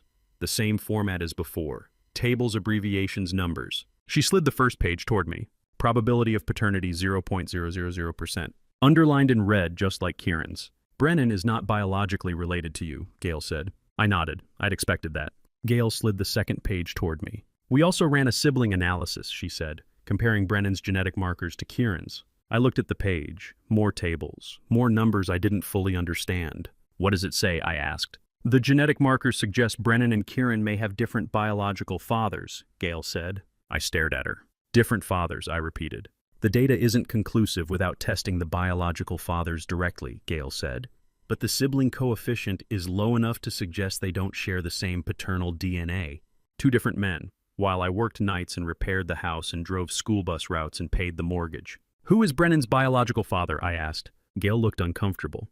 "Denise hasn't provided that information." "Can you compel her to?" I asked. Wayne leaned forward. "Georgia law keeps biological father information confidential unless it's medically necessary for the child's health. Since Brennan doesn't currently require transplant or genetic treatment, Denise has the right to withhold that information." "So I don't get to know," I said. "Not unless she chooses to tell you," Wayne said, "or unless a court orders disclosure for legal proceedings." I looked at the DNA results again. 2 sons. 2 different biological fathers, 1 woman who'd managed this for over a decade. How do you tell a 13-year-old boy that his mother lied about his father, his brother might not be his brother, and nothing he knew about his family was real? "I want to see Brennan," I said. "Alone. I need to tell him the truth myself." Gail exchanged a glance with Wayne. "Denise has requested supervised visits only," Gail said. "Given the current custody situation and her allegations." "What allegations?" I asked. Wayne cleared his throat. "She filed a motion yesterday requesting temporary full custody, claims you've been emotionally volatile, and that Brennan expressed fear of being alone with you. Because she staged that scene with Nurse Olivia, I said. We know, Wayne said. But legally, she's within her rights to request supervised visits until the custody hearing. I stood, the chair scraped against the floor. No matter what the DNA says, I said Brennan is my son. Gail started to speak, but I kept going. I taught him to ride a bike when he was 6. I sat in the emergency room when he broke his arm at 9. I helped him with algebra homework last year when he couldn't figure out slope-intercept form. I was at every parent-teacher conference, every school play, every baseball game. My voice stayed calm, controlled. I was his father, I said, and I will continue being his father. Wayne nodded slowly. But first, I said, I have to tell him the truth, and I have no idea if he'll believe me over the woman who spent 13 years planning lies. I never got to tell Brennan myself. Denise's custody motion went through before I could arrange the supervised visit, but the truth found its way out anyway. Officer Lyle Barker opened his laptop in the first-floor waiting room and said the 5 words that made every morning of the past 3 months finally make sense. Your bus has exterior cameras. This was January 12th, 9 o'clock in the morning. Lyle was mid-40s, trim build, Atlanta PD uniform with a name badge that caught the overhead lights. He sat across from me with Simone beside him. Margot's colleague filed a report about the January 9th recording, Lyle said. The staged scene with Brennan. Simone nodded. I asked Officer Lyle to check the bus depot cameras. I thought there might be additional evidence. The depot stores exterior footage for 90 days, Lyle said. Your bus number 43 has cameras mounted front and rear. They activate automatically when the door opens. He turned the laptop toward me. I pulled footage from the past 3 months, he said. November through January, watch this. He clicked play. The screen showed the front exterior of my bus. The camera angle captured the street, the sidewalk, and the doorway of my house 40 feet away. Timestamp November 18th, 2025, 7:42 a.m. The front door opened. Brennan stepped out wearing his backpack. Denise appeared behind him, still in her robe. She ran down the steps and bent down close to his ear. Her lips moved for 15 seconds. She glanced toward the bus, then pushed Brennan gently toward the street. Brennan boarded with his face red. He wouldn't look at me. Sat 3 rows back instead of his usual seat behind the driver. I remembered that morning. I'd waved at him through the mirror. He'd turned his face to the window. Lyle clicked to another file. December 3rd, he said. Same scene. Brennan exiting the house, Denise following. This time she held her phone in her left hand pointed toward the bus while she whispered in Brennan's ear with her right hand on his shoulder. Brennan boarded, red-faced, eyes down. December 8th, Lyle said, clicking again. Same pattern. Denise whispering. Phone recording. Brennan boarding without meeting my eyes. December 15th. Again. December 22nd. Again. I have 17 separate instances, Lyle said, all showing the same behavior pattern. Coaching before boarding, often with phone documentation. Simone leaned forward. This is systematic parental alienation, documented over months. I stared at the screen. December 22nd. That was the morning Brennan had walked past me without saying good morning. The morning I'd thought maybe he was upset about a test or an argument with a friend. I'd driven that route 300 mornings, wondering why my son turned his face to the window when I waved. Now I knew she'd been standing in the doorway making sure he did. It wasn't because Brennan hated me, I said. My voice came out quiet, controlled. Someone stood behind him every morning commanding it. Lyle nodded. This footage is admissible in custody proceedings. It establishes a pattern of deliberate parental alienation with intent to document false evidence. I looked at Simone. Thank you. Margot asked me to help, she said. Family helps family. 10:45 that same morning. 4th floor procedure preparation room. I changed into the hospital gown. Thane stood by the window, silent. I emptied my pockets into the clear belongings bag. Wallet, phone, keys to the Silverado, and a small photo creased and faded from 10 years in my wallet. Kieran at 5 years old, sitting on the door sill of bus 43, his legs dangling, his smile wide, his hair messy from the wind. I'd taken that photo on a Saturday in 2015 when I'd brought him to the depot to show him the bus route. 10 years in my wallet, a boy who wasn't my son by blood, a boy I'd loved anyway. I set the photo in the bag and zipped it closed. Thane watched me without speaking. Dr. Farrah Sinclair entered at 11 o'clock. She wore surgical scrubs, her hair covered by a cap, the same silver-rimmed glasses. The surgical team is ready, she said. Kieran is being prepped in the adjacent room. I lay on the bed. The sheets were thin, institutional. The ceiling was white acoustic tile with fluorescent panels. Are you sure? Dr. Farrah asked. I thought about Kieran unconscious in the ICU. I thought about Brennan red-faced on the bus. I thought about Thane at 18 being pushed away. I thought about Margot and Clover. I thought about 15 years driving bus routes and paying mortgages and teaching bike riding and sitting in emergency rooms. I thought about the question I'd been asking myself since Wayne showed me the DNA results. What makes a father? What does a father think about when they're putting him under for bone marrow donation at 57 with 8% complication risk for a child who isn't his? I'm sure, I said. Dr. Farah nodded to the anesthesiologist. Thane stepped forward and squeezed my arm. He didn't say anything. He didn't need to. I closed my eyes. No matter what the DNA said, I was Kieran's father. Not because genetics decided it. Not because the state of Georgia recognized it, but because I chose it. Every morning for 15 years I chose it. The anesthetic began to take effect. The room softened. Sounds became distant. I thought about the unanswered question one last time. What makes a father?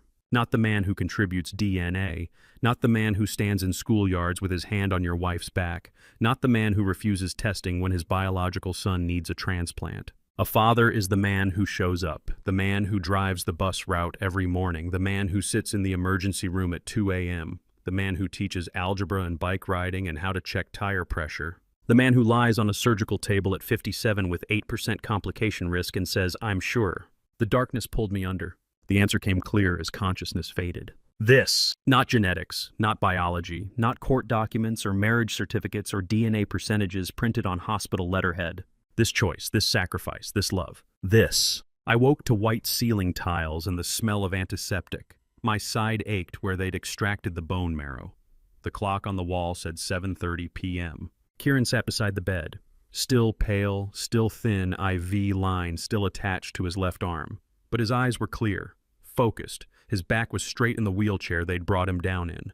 "Dad," he said. One word. But the way he said it, not the coached monotone from the videos Denise had recorded. Not the distant politeness from the hospital room when she'd been present. Just Dad. I tried to sit up. Pain shot through my ribs.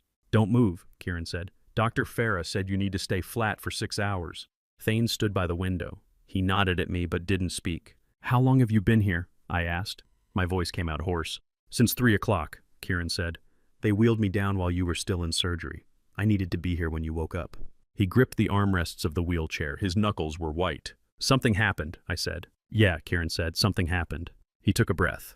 "They let me take a wheelchair outing this afternoon," he said. "Short one, just up and down the third-floor hallway near room 318. I was sitting there when I heard voices from the conference room. The door was open a little." He paused. "It was Mom's voice," he said, "and Bryce's." I waited. Mom was saying, "Bryce signed the papers. After the boy recovers, the divorce proceeds. The plan stays the same. You get Kieran custody per the lawyer's declaration. I need you to sign before the other man wakes up." Kieran's voice stayed steady, controlled, like he'd been practicing how to say it without breaking. "The other man," he repeated. "That's what she called you. The man who was on an operating table at that exact moment donating bone marrow to save my life. The other man.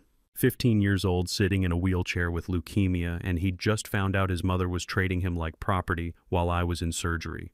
"I kept listening," Kieran continued. "Bryce said, 'I don't want to raise a child. I agreed to help you legally, but actually raising him?'" Mom cut him off. She said, "Then hire someone. You're rich." Kieran's grip on the armrest tightened. "My biological father doesn't want me," he said. "And my mother's plan was to hand me over to him anyway and let him pay someone else to raise me." "Kieran," I started. "I'm not finished," he said. He looked directly at me. Uncle Wayne walked past about 5 minutes later. He saw my face. I wasn't crying, but I guess I looked pretty messed up. He asked if I was okay. I said, "Uncle Wayne, I need to see Dad." Kieran smiled slightly. He understood immediately, took me to a private room, had me tell him everything I'd heard. He recorded it on his phone. Then he called someone, an attorney, I think, said, "We have a new witness. Schedule an emergency meeting tomorrow morning." "Wayne recorded your testimony," I said. "Yeah," Kieran said. "And I told him I wanted to testify in person if it goes to court. I'm 15. Georgia law says I can choose which parent I want to live with. I choose you." I felt something loosen in my chest. Not relief exactly. Something deeper. "I'm sorry," Kieran said suddenly. His voice cracked for the first time. "I'm sorry for everything. Those mornings on the bus. All the times I turned away. All the times I wouldn't look at you or talk to you or sit in my usual seat." He gripped my hand. His fingers were cold. "I was scared," he said. "Mom kept telling me you were angry at me, that you blamed me for things, that you were going to leave and it would be my fault. She'd whisper it every morning before I got on the bus, and I believed her because she's my mom, and I thought moms don't lie about that stuff. How do you thank someone for choosing to be your father when biology said they didn't have to? You don't need to explain anything, I said. My voice was hoarse from the anesthesia. You don't need to apologize. Yes, I do, Kieran said. Because I need you to know I heard what she said today. About you, about her plan. I heard it all, and I need you to know that I see it now. I see what she was doing, what she's been doing for months, maybe years. He took a shaky breath. Are you okay? I asked. I'm okay, he said. Then he smiled a real smile, the first I'd seen since before the emergency room admission on January 6th. You're the one who needs asking. Are you okay? I smiled back. First time since I'd walked into Scottish Rite Hospital a week ago. I'm okay, I said. Thane moved from the window and put his hand on Kieran's shoulder. Your dad's surgery went well, Thane said. Dr. Farah said the extraction was successful. Clean, no complications. They're already processing the marrow for your transplant. Kieran nodded. Then he looked back at me. I want to talk to Brennan, he said. I need to tell him the truth. He deserves to know what Mom's been doing. The coaching, the videos, the lies. His grip on my hand tightened. He thinks you're the bad guy, Kieran said. But you're not. You're the one who showed up. You're the one who donated marrow when my biological father wanted a lawyer before he'd even get tested. You're the one who's been my dad for 15 years. I looked at my son, biologically Bryce Mercer's, legally mine, and by every choice that mattered mine. This is my son, I said quietly. Kieran squeezed my hand. And you're my dad, he said, no matter what any DNA test says. Wayne made it happen 2 hours later. He ensured Denise stayed on the first floor dealing with administrative paperwork. Thane stood outside my recovery room door. Brennan walked into the recovery room at 9 p.m. with the same stiff shoulders he'd carried for 3 months, but Kieran was waiting, and my eldest son had 13 years of being a big brother behind his next words. Little brother, Kieran said from his wheelchair beside my bed. His voice was calmer than you'd expect from a sick 15-year-old who'd spent the past week fighting leukemia. I need to talk to you. Not Mom, not anyone else. Your father and I are talking to you. Brennan stopped 3 feet inside the door. He looked at Kieran, then at me, then back at Kieran. His lips were trembling. It's okay, Kieran said. You're not in trouble. We just need to talk. Brennan nodded slowly. Come sit down, I said. My voice was still hoarse from the anesthesia, but it worked. Brennan sat in the chair by the window, his hands folded in his lap, fingers twisting together. Kieran leaned forward slightly in the wheelchair. I know you're carrying a heavy burden, Kieran said. I know because I carried one too. All those mornings on the bus, all those times I turned away from Dad, I was scared. Brennan looked up. You did those hallway things because you were scared, right? Kieran asked.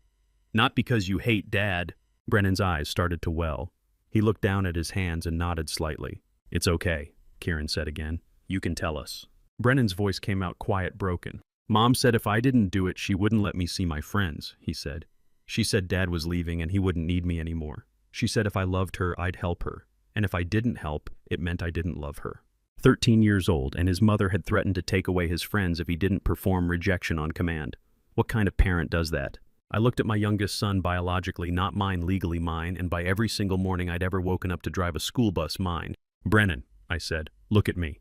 He looked up, tears on his cheeks. I will never not need you, I said. Do you hear me? I will never not need you. Not today, not next week, not when you're 30. You are my son. That doesn't change. Yes, Brennan whispered. I hear you. I opened my arms. Brennan stood and walked to the bed. He hugged me tight, his whole body trembling. I felt the wetness of his tears through my hospital gown. Kieran watched from the wheelchair. His eyes were red, but he was smiling. First time in months we'd been a family. January 13th, 10 o'clock in the morning, the large conference room on the 4th floor. I sat in a wheelchair. Wayne had insisted. My side still ached from the donation procedure, and Dr. Farah had said I needed to stay off my feet for another 48 hours. The attorney Wayne had recommended sat at the head of the table, mid-50s gray suit briefcase full of documentation. Denise sat on one side with Boyd Lancaster. Bryce sat beside them, arms crossed. Wayne Gale and Officer Lyle sat on my side. The attorney laid out the evidence piece by piece. Appointment cancellation records from August through November 2025. Patient portal email change dated August 15th. Screenshots showing every cancellation made within hours of being scheduled. Guardianship change document dated November 28th, 2025, Thanksgiving Day. Bus depot camera footage. 17 separate instances of Denise coaching Brennan before school. The attorney played 3 clips on a laptop. November 18th, December 3rd, December 15th. Each one showing the same pattern whisper push phone recording. Photographs from the 2022 open house and 2023 summer party. Bryce Mercer clearly visible hand on Denise's back in one photo, standing in the schoolyard in another. Bank transaction records. Transfer of funds to Vitality Circle, LLC, December 12, 2025. Linked to Roxanne Bentley, linked to Stryker Medical Devices, linked to Bryce Mercer. Kieran's sworn testimony from January 12th evening. Recorded statement describing what he'd overheard in the conference room, the custody plan, the divorce timeline, Bryce's reluctance to raise a child, Denise's instruction to hire someone. Boyd's face stayed neutral through most of it. Professional, detached. But when the attorney finished and closed the folder, I saw Boyd's jaw tighten. They thought evidence would change minds, but I knew better. It just changed the cost of refusing. Bryce looked at Denise, searching for an escape route. Boyd leaned close to Bryce and whispered. I couldn't hear the exact words, but I saw Bryce's expression change from defiant to calculating. Later, Wayne told me what Boyd had said. If you continue refusing compatibility testing and the child dies, you'll be the first media target. Get tested. It's the only way out. Not conscience, not care for Kieran, strategic damage control. Bryce stood. He buttoned his jacket with precise movements. I want to cooperate with the hospital on compatibility testing, he said to Gail. I'll make myself available for whatever procedures are necessary. His voice was smooth, corporate, the same tone he'd used when he'd first walked off the elevator 10 days ago. Self-preservation dressed up as cooperation. Boyd smiled at me across the conference table. A small smile. Professional. As if he'd helped. As if we were all on the same team now. I looked back without smiling. He hadn't helped me. He'd saved his client from a public relations disaster. He'd calculated that the cost of refusing was higher than the cost of cooperating. He'd done the math and chosen the option with lower legal exposure. Two different things entirely. Gail nodded. We can begin testing this afternoon. The lab is ready. Bryce nodded. Denise sat silent. Her face was pale composed. She didn't look at me, didn't look at Wayne or Gail or the attorney, just stared at the table. The meeting ended at 10:30. Wayne wheeled me out of the conference room. We passed the elevator and I saw Bryce and Boyd waiting for the doors to open. Boyd's hand on Bryce's shoulder, still talking quietly. Still strategizing. You got what you needed, Wayne said as we reached the hallway. I got Bryce's agreement to test, I said. That's not the same thing. Wayne was quiet for a moment. No, he said finally. It's not. Boyd and Bryce took the elevator. Gail and the attorney left through the stairwell. Wayne wheeled me toward the recovery wing. Everyone left the conference room, and it was just the two of us in the empty hallway with morning sunlight through the window. 18 years of marriage down to this moment with no lawyers between us. Denise stood by the wall near the corner, alone. No Boyd coaching her. No Bryce standing beside her, no phone in her hand recording evidence. Just a woman who'd lived with me for 18 years and planned my replacement for at least 13. I looked at her. She looked back. Two people who'd shared a house, a bed, a mortgage, 2 sons, and a lifetime of lies. She didn't have the calculated expression I'd seen in the conference room. No strategic tears, no performance, just the weary exhaustion of someone who'd been carrying something too heavy for too long and finally had no strength left to hold it. I'm sorry, she said. Not honey, not sweetheart, just 2 words in an empty hallway. You're sorry for what I asked. My voice wasn't angry, wasn't cold, just asking for clarity. She took a breath. For everything, she said. Bryce, the money, the paperwork, the appointments I canceled, the guardianship I changed on Thanksgiving, the way I coached Brennan, the videos. She paused. Her voice broke. For letting our child get sicker when we could have caught it earlier. Our child, not the boy, not Kieran, our child. I watched her face. This wasn't strategic remorse. This was the first time I'd seen Denise cry real tears, not the performance she'd given Dr. Sinclair in the consultation room, not the manipulation she'd staged with Nurse Olivia. Real crying. I sat in the wheelchair and let her apology linger in the air. I didn't rush to accept it, didn't rush to reject it, just let the silence hold the weight of 18 years. I know you're sorry, I said finally, but that won't erase anything. I know, she said. 18 years I'd believed in one version of our marriage. 3 weeks to learn the truth, 5 minutes in this hallway to decide what came next. But the children still need you as their mother, I said. She looked at me. Can you forgive me? She asked. I thought about it, really thought about it. Not yet, maybe not ever, but I could help raise the children with her. I could build some version of co-parenting that didn't require forgiveness but didn't destroy what was left. That's what I could do. I don't know, I said, but I know they need both of us. So we'll figure out what that looks like. She nodded slowly. Thank you, she whispered. I didn't respond. Wayne wheeled me past her toward the elevator. January 17th, 4 days after the conference room meeting. They transfused my bone marrow into Kieran's body at 10 a.m. in a procedure room on the 3rd floor. I sat in the adjacent recovery room and watched through the window as the medical team connected the IV line and began the slow drip. Dr. Farah had explained it would take 48 hours to know if my marrow would engraft and begin producing healthy cells. 48 hours of waiting to see if my choice, my sacrifice, would actually save him. I was able to sit up from day 2 post-surgery. The pain in my side had lessened to a dull ache. I spent most of those 48 hours in the chair by the window watching Kieran sleep while nurses checked monitors every 2 hours. January 19th, day 3. Dr. Farah entered Kieran's room at 9 a.m. I'd learned to read her face over the past 2 weeks. This time she wasn't stressed, wasn't tense. Early indicators show the marrow is starting to function, she said. White blood cell count is rising. That's a good sign. I looked at Kieran. He was asleep, but his face didn't look as pale as it had a week ago. The grayish tint was fading. How good? I asked. Too early to call it a success, Dr. Farah said. But the trajectory is promising. We'll monitor closely for the next week. I nodded. She left and I wheeled closer to Kieran's bed. My marrow, in his body, keeping him alive. Not because biology said I had to, because I chose to. That afternoon, Thane and Margot brought Clover to visit. Clover had been carrying a yellow plastic flower since the first day I'd been admitted, one of those cheap toys from a dollar store. She'd held it during visiting hours, slept with it at the hotel, refused to let anyone take it. She walked into Kieran's room with the serious expression 2-year-olds get when they're doing something important. She stood beside the bed and placed the yellow flower carefully on Kieran's pillow. Kieran opened his eyes. He looked at the flower, then at Clover. "Thank you, Clover," he said. His voice was hoarse but clear. Clover nodded seriously. Thane laughed. Margot covered her mouth, smiling. I watched from the wheelchair and felt something I hadn't felt in weeks. Something gentle. Something real.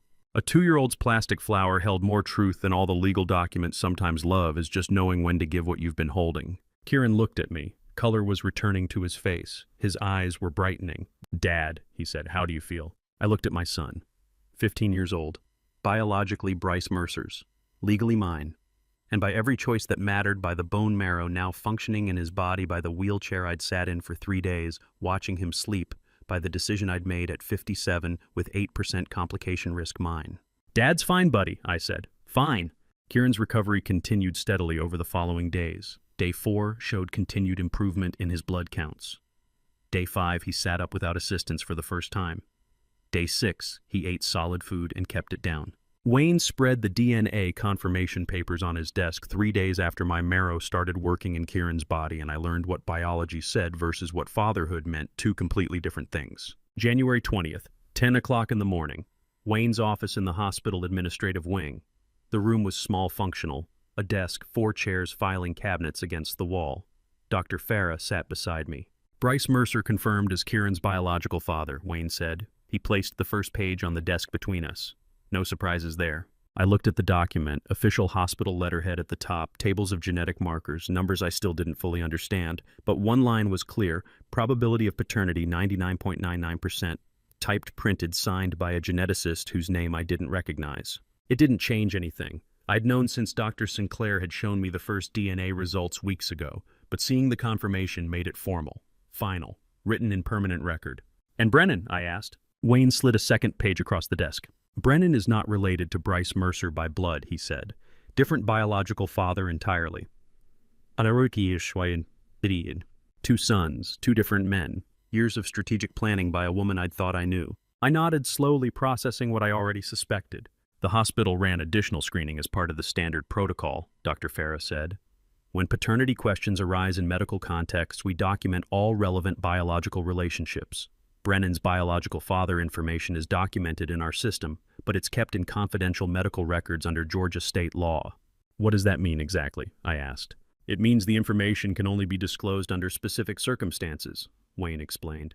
"If there's a direct medical need, like if Brennan required a transplant and we needed to contact potential biological donors for compatibility testing, or if a court issues an order for disclosure. Otherwise, the records remain sealed." I thought about that for a moment. A name locked in a file somewhere. A man who didn't know he had a 13-year-old son, or maybe he did know. I had no way of finding out. "Can I request disclosure?" I asked. "You could petition the court," Wayne said. "But given the current custody situation and the lack of immediate medical necessity, a judge would likely deny the petition. The law is designed to protect privacy until necessity demands truth." "I don't need to know right now," I said. "If Brennan needs to know when he's grown, he can decide for himself whether to pursue it." Wayne nodded. That's his right under Georgia law. When he turns 18, he can request access to his own medical records. How do you tell a 13-year-old boy his biological father's name is locked in a file cabinet under state law, and that might be the kindest thing anyone's ever done for him? January 21st, 2 o'clock in the afternoon. Kieran sat in the chair beside Brennan's bed in room 318. He'd asked Wayne to arrange private time with his brother before Denise's scheduled meeting at 2:30. I wasn't in the room. Wayne told me later what Kieran had said. He'd stood outside the door close enough to hear if needed, but far enough to give them privacy. There's a man named Bryce, Kieran had said, his voice calm, measured. He's my biological father. The DNA tests proved it yesterday. You're different, Mom's going to explain that part when she comes in a little while. But the most important thing you need to know is this: the father of both of us, the man recovering upstairs from donating bone marrow to save my life, is our real father. Biology doesn't change that. Nothing changes that. Brennan's eyes had been red, Wayne said. You don't hate Mom, do you? Brennan had asked. Kieran had shaken his head slowly. I don't know, he'd said. Honestly, I don't know how I feel about her right now, but I know I don't want to hate her. That's the best I can do. Honest confusion instead of forced forgiveness or permanent anger. Room for healing without pretending the wounds weren't deep. 2:30 that afternoon, Denise entered room 318 with Wayne as witness. I stood in the hallway outside about 10 feet from the door. The door was closed, but I could see through the narrow window set at eye level. Denise sat in the chair between the two beds. Kieran remained in his wheelchair. Brennan sat on the edge of his mattress, legs dangling. She spoke. I couldn't hear the words through the heavy door, but I watched her face. Not the calculated expression from the conference rooms, not the strategic tears from the hospital consultations, not the performance she'd given Nurse Olivia, just a mother telling her children difficult truths. Kieran nodded slowly, taking it in. Brennan started crying. His shoulders shook. Denise reached for him, hesitant at first, and he let her. He leaned forward and hugged his mother and cried into her shoulder while she held him. Kieran watched from his wheelchair. His face was unreadable, guarded. Denise said something else. Both boys looked at her, waited. She was crying too now, real tears running down her face. I watched my sons through the glass, one recovering from leukemia, with my marrow keeping him alive, one recovering from his mother's systematic lies, and realized healing doesn't need words sometimes. Sometimes it just needs time and truth and the willingness not to walk away. The conversation lasted 20 minutes. When it ended, Denise stood slowly and walked to the door. Wayne followed her out into the hallway. She didn't look at me as she passed, just kept walking toward the elevator, her face wet with tears. Wayne stopped beside me. She told her lawyer the whole thing, he whispered quietly, for the divorce proceedings and custody arrangements. Bryce wasn't the only one during that time period. There were others, multiple relationships over the years. But Bryce was the one she thought most useful financially and legally. That's why she chose him to pursue. Strategic selection, not passion, not love, not even attraction, calculated usefulness. I looked at Wayne. The others, I asked. Did she provide names? No, Wayne said. Just confirmed there were multiple relationships during the periods you'd calculated. September 2009, June 2012, other times too, apparently. I nodded, feeling nothing shift inside. Just confirmation of what I already knew. The room door opened. Kieran saw me standing in the hallway. He didn't say anything, didn't ask if I'd heard what happened inside, didn't explain or apologize or defend his mother or himself. He just nodded once. I nodded back. That silent acknowledgement between us was enough, more than enough. That silent nod in the hallway became the foundation for what came next. The joint custody papers sat on the mediation table waiting for Denise to fight me, but when she walked in with her attorney 3 days after Kieran's nod in the hospital hallway, she didn't look like someone preparing for war. January 23rd, 2 o'clock in the afternoon. Attorney's office conference room in downtown Atlanta. Neutral territory.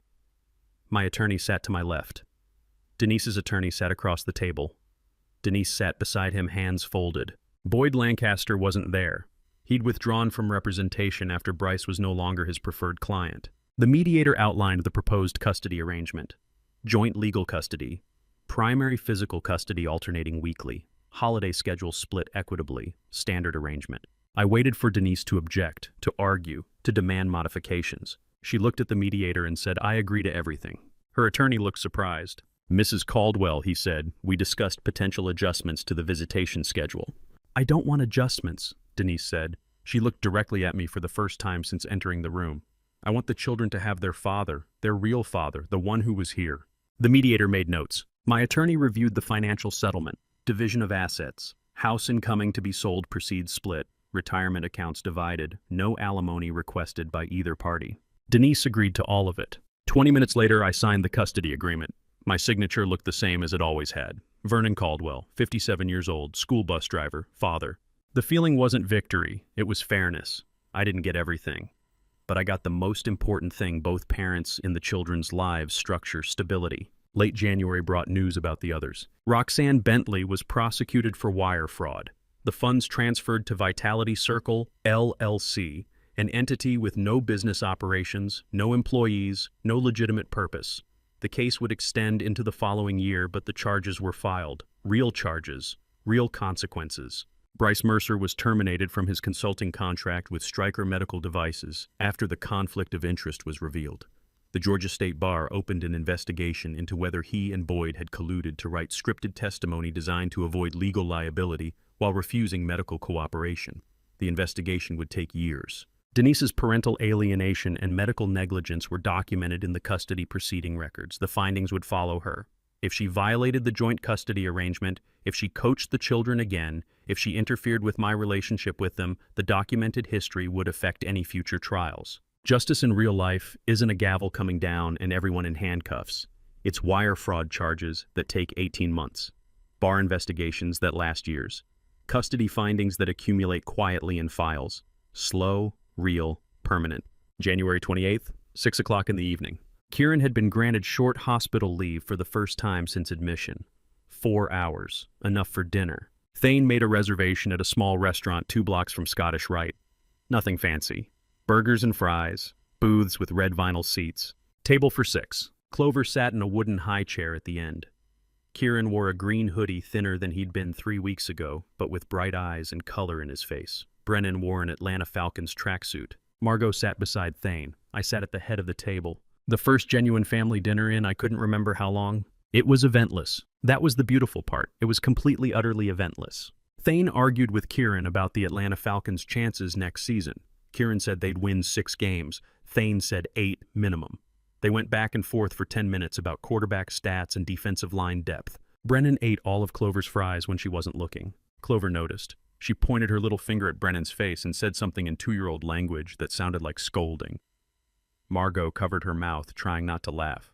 Brennan sheepishly pushed his own fries toward Clover's plate. Simple, ordinary, family chaos. I sat there watching them and thought about dinners 15 years ago at the Cumming house.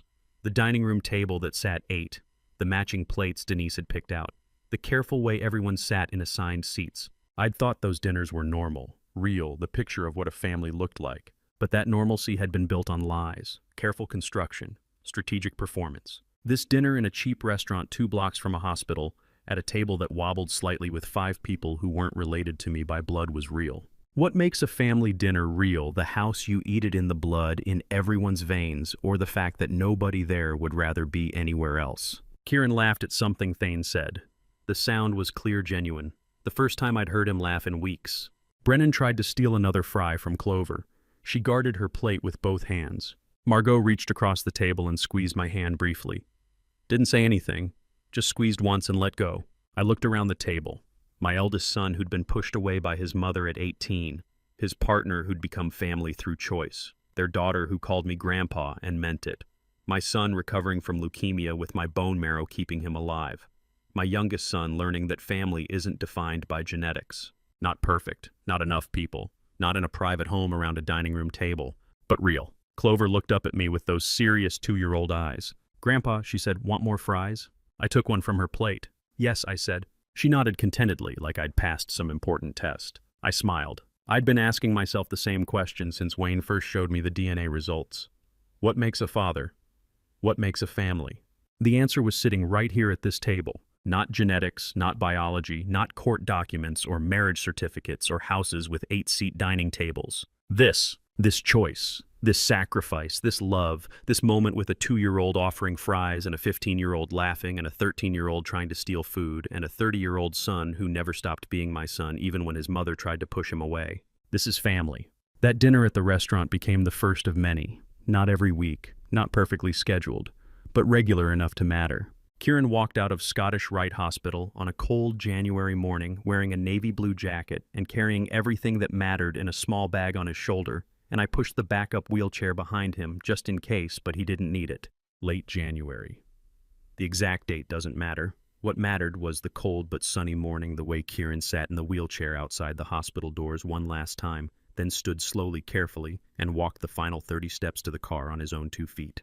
Thane clapped. Brennan shouted, "Yeah!" Clover mimicked him, shouting, "Yeah!" without knowing why, just because her cousin did. Margot held the car door open. I stood beside the wheelchair I didn't need anymore and watched my son walk. Kieran stopped before getting in the car. He turned and looked at me. "Dad," he said. "Yes. I've wanted to save this for a long time," he said. His voice was steady, clear. "You didn't save me because you're my biological father. You saved me because you chose to, and that's what matters." 15 years old. Articulating the truth I'd been learning since Wayne first showed me those DNA results. "Dad knows already," I said. Kieran smiled. "I know you know, but I wanted to say it anyway." He got in the car. I folded the wheelchair and put it in the trunk. I thought about 15 years of morning bus routes, the photo I'd carried in my wallet for 10 years, the signature I'd written in the procedure room before the donation, the words typed on hospital letterhead, probability of paternity 0.000%. All the things DNA can't measure. Choice, sacrifice, love, presence. The decision to show up every single morning whether biology says you have to or not. We drove home together. January 30th. I returned to work. The doctor had cleared me. The recovery from the donation was complete. 8% complication risk, and I'd landed in the 92% who walked away fine. Morning route, final stop at Laurel Creek Street. Early Georgia winter light filtered through the windshield. I sat behind the wheel of the yellow bus, door open, waiting. 15 years I'd been driving this route, and in 15 years I'd never understood that every child getting on this bus was carrying a story I'd never see just like mine. Brennan stood at the stop. Green jacket, black backpack, headphones around his neck, not on his ears. The bus stopped. The door opened. Brennan looked up. He met my eyes. He didn't turn away. Didn't look down. Didn't perform the coached rejection his mother had whispered into his ear for months. He got on the bus. "Hi, Dad," he said. 2 words, not memorized, not scripted, not rehearsed in front of a bathroom mirror or recorded on a phone for evidence. Just Brennan's choice. "Hi, son," I said. "Sit down." He walked down the aisle and took his seat, 3 rows back on the right, his usual spot. I closed the bus door. The yellow warning lights flashed. I started the route. In the rearview mirror, I watched Brennan sit down, take out his headphones, put them on, and tap his fingers lightly against his knee to whatever music was playing. Normal. Simply beautifully, unremarkably normal. No drama, no script, no manipulation. Just a 13-year-old boy listening to music on the way to school. Kieran came home at the end of February. Still weak, still recovering, but home. The doctor said his prognosis was good. My marrow had engrafted successfully. His body was producing healthy cells. Brennan stopped rehearsing his responses. He talked to me like a son talks to his father, sometimes annoyed, sometimes grateful, always genuine. Thane, Margot, and Clover became what they'd always been, family, not by blood, by choice. Denise handled the divorce paperwork without drama. We didn't become friends. We didn't reconcile. We just became 2 people who used to be married and now had to raise children together. No hatred, no warfare, just an ending. Bryce, I don't know where he is now. I don't care. He's not part of this story anymore. What I learned is this: DNA doesn't make you a father. It makes you a biological contributor. Fatherhood is the choice you make every single morning when you wake up and decide to show up. So I ask you, what makes a father? What makes a mother? What makes a family? Not the biological documents in a file cabinet. Not the name typed on birth certificates. Not the genetic markers analyzed in a hospital lab. What is it? I can tell you what it was for me. It was the signature on a donation consent form at 57 years old. It was the decision to give bone marrow despite 8% complication risk. It was the choice to love a child who didn't share my DNA. But your answer might be different. Maybe it's the parent who adopted you when you were 3. Maybe it's the grandparent who raised you when your biological parents couldn't. Maybe it's the stepfather who showed up to every baseball game. Maybe it's the aunt who took you in when you had nowhere else to go. Tell me your story, because I've learned that family isn't one definition. It's not one path. It's not written in genetics or determined by biology. It's written in choices. I am a school bus driver. Every morning I stop the bus, open the doors, and let children on board. I never know what story waits behind each face, what homes they're leaving, what secrets they carry, what love defines them beyond biology. But I know one thing for certain: I will take them where they need to go. That's my job. That's me. And to you listening to my story, remember, this family isn't something you're born into. It's something you choose every single day. I spent 15 years thinking biology defined me as a father. I was wrong. The DNA test that said 0.000% didn't change anything about who Kieran and Brennan were to me. What changed was my understanding. Don't make my mistake of waiting for a crisis to realize what really matters. Fatherhood isn't in your genetics, it's in showing up. I learned that being a father means choosing sacrifice over comfort, choosing love over bitterness, choosing presence over pride. When that hospital called and I had to decide whether to donate bone marrow to a son who wasn't mine by blood, I finally understood the truth that love isn't measured in DNA percentages. It's measured in the choices we make when everything is on the line. The biological father hired a lawyer. I signed the consent form. That's the difference between genetics and fatherhood. So, here's what I want to know from you: what defines family in your life? Leave a comment below and share your story. If this message touched you, please share it with someone who needs to hear it. And if you want more stories like this, subscribe to this channel. These stories matter because your experiences matter. Thank you for staying with me until the very end. Your time means everything. One final note. Some details in this story have been adapted or fictionalized for storytelling purposes, but the core truth that family is defined by choice and love, not biology, remains unchanged. God bless you.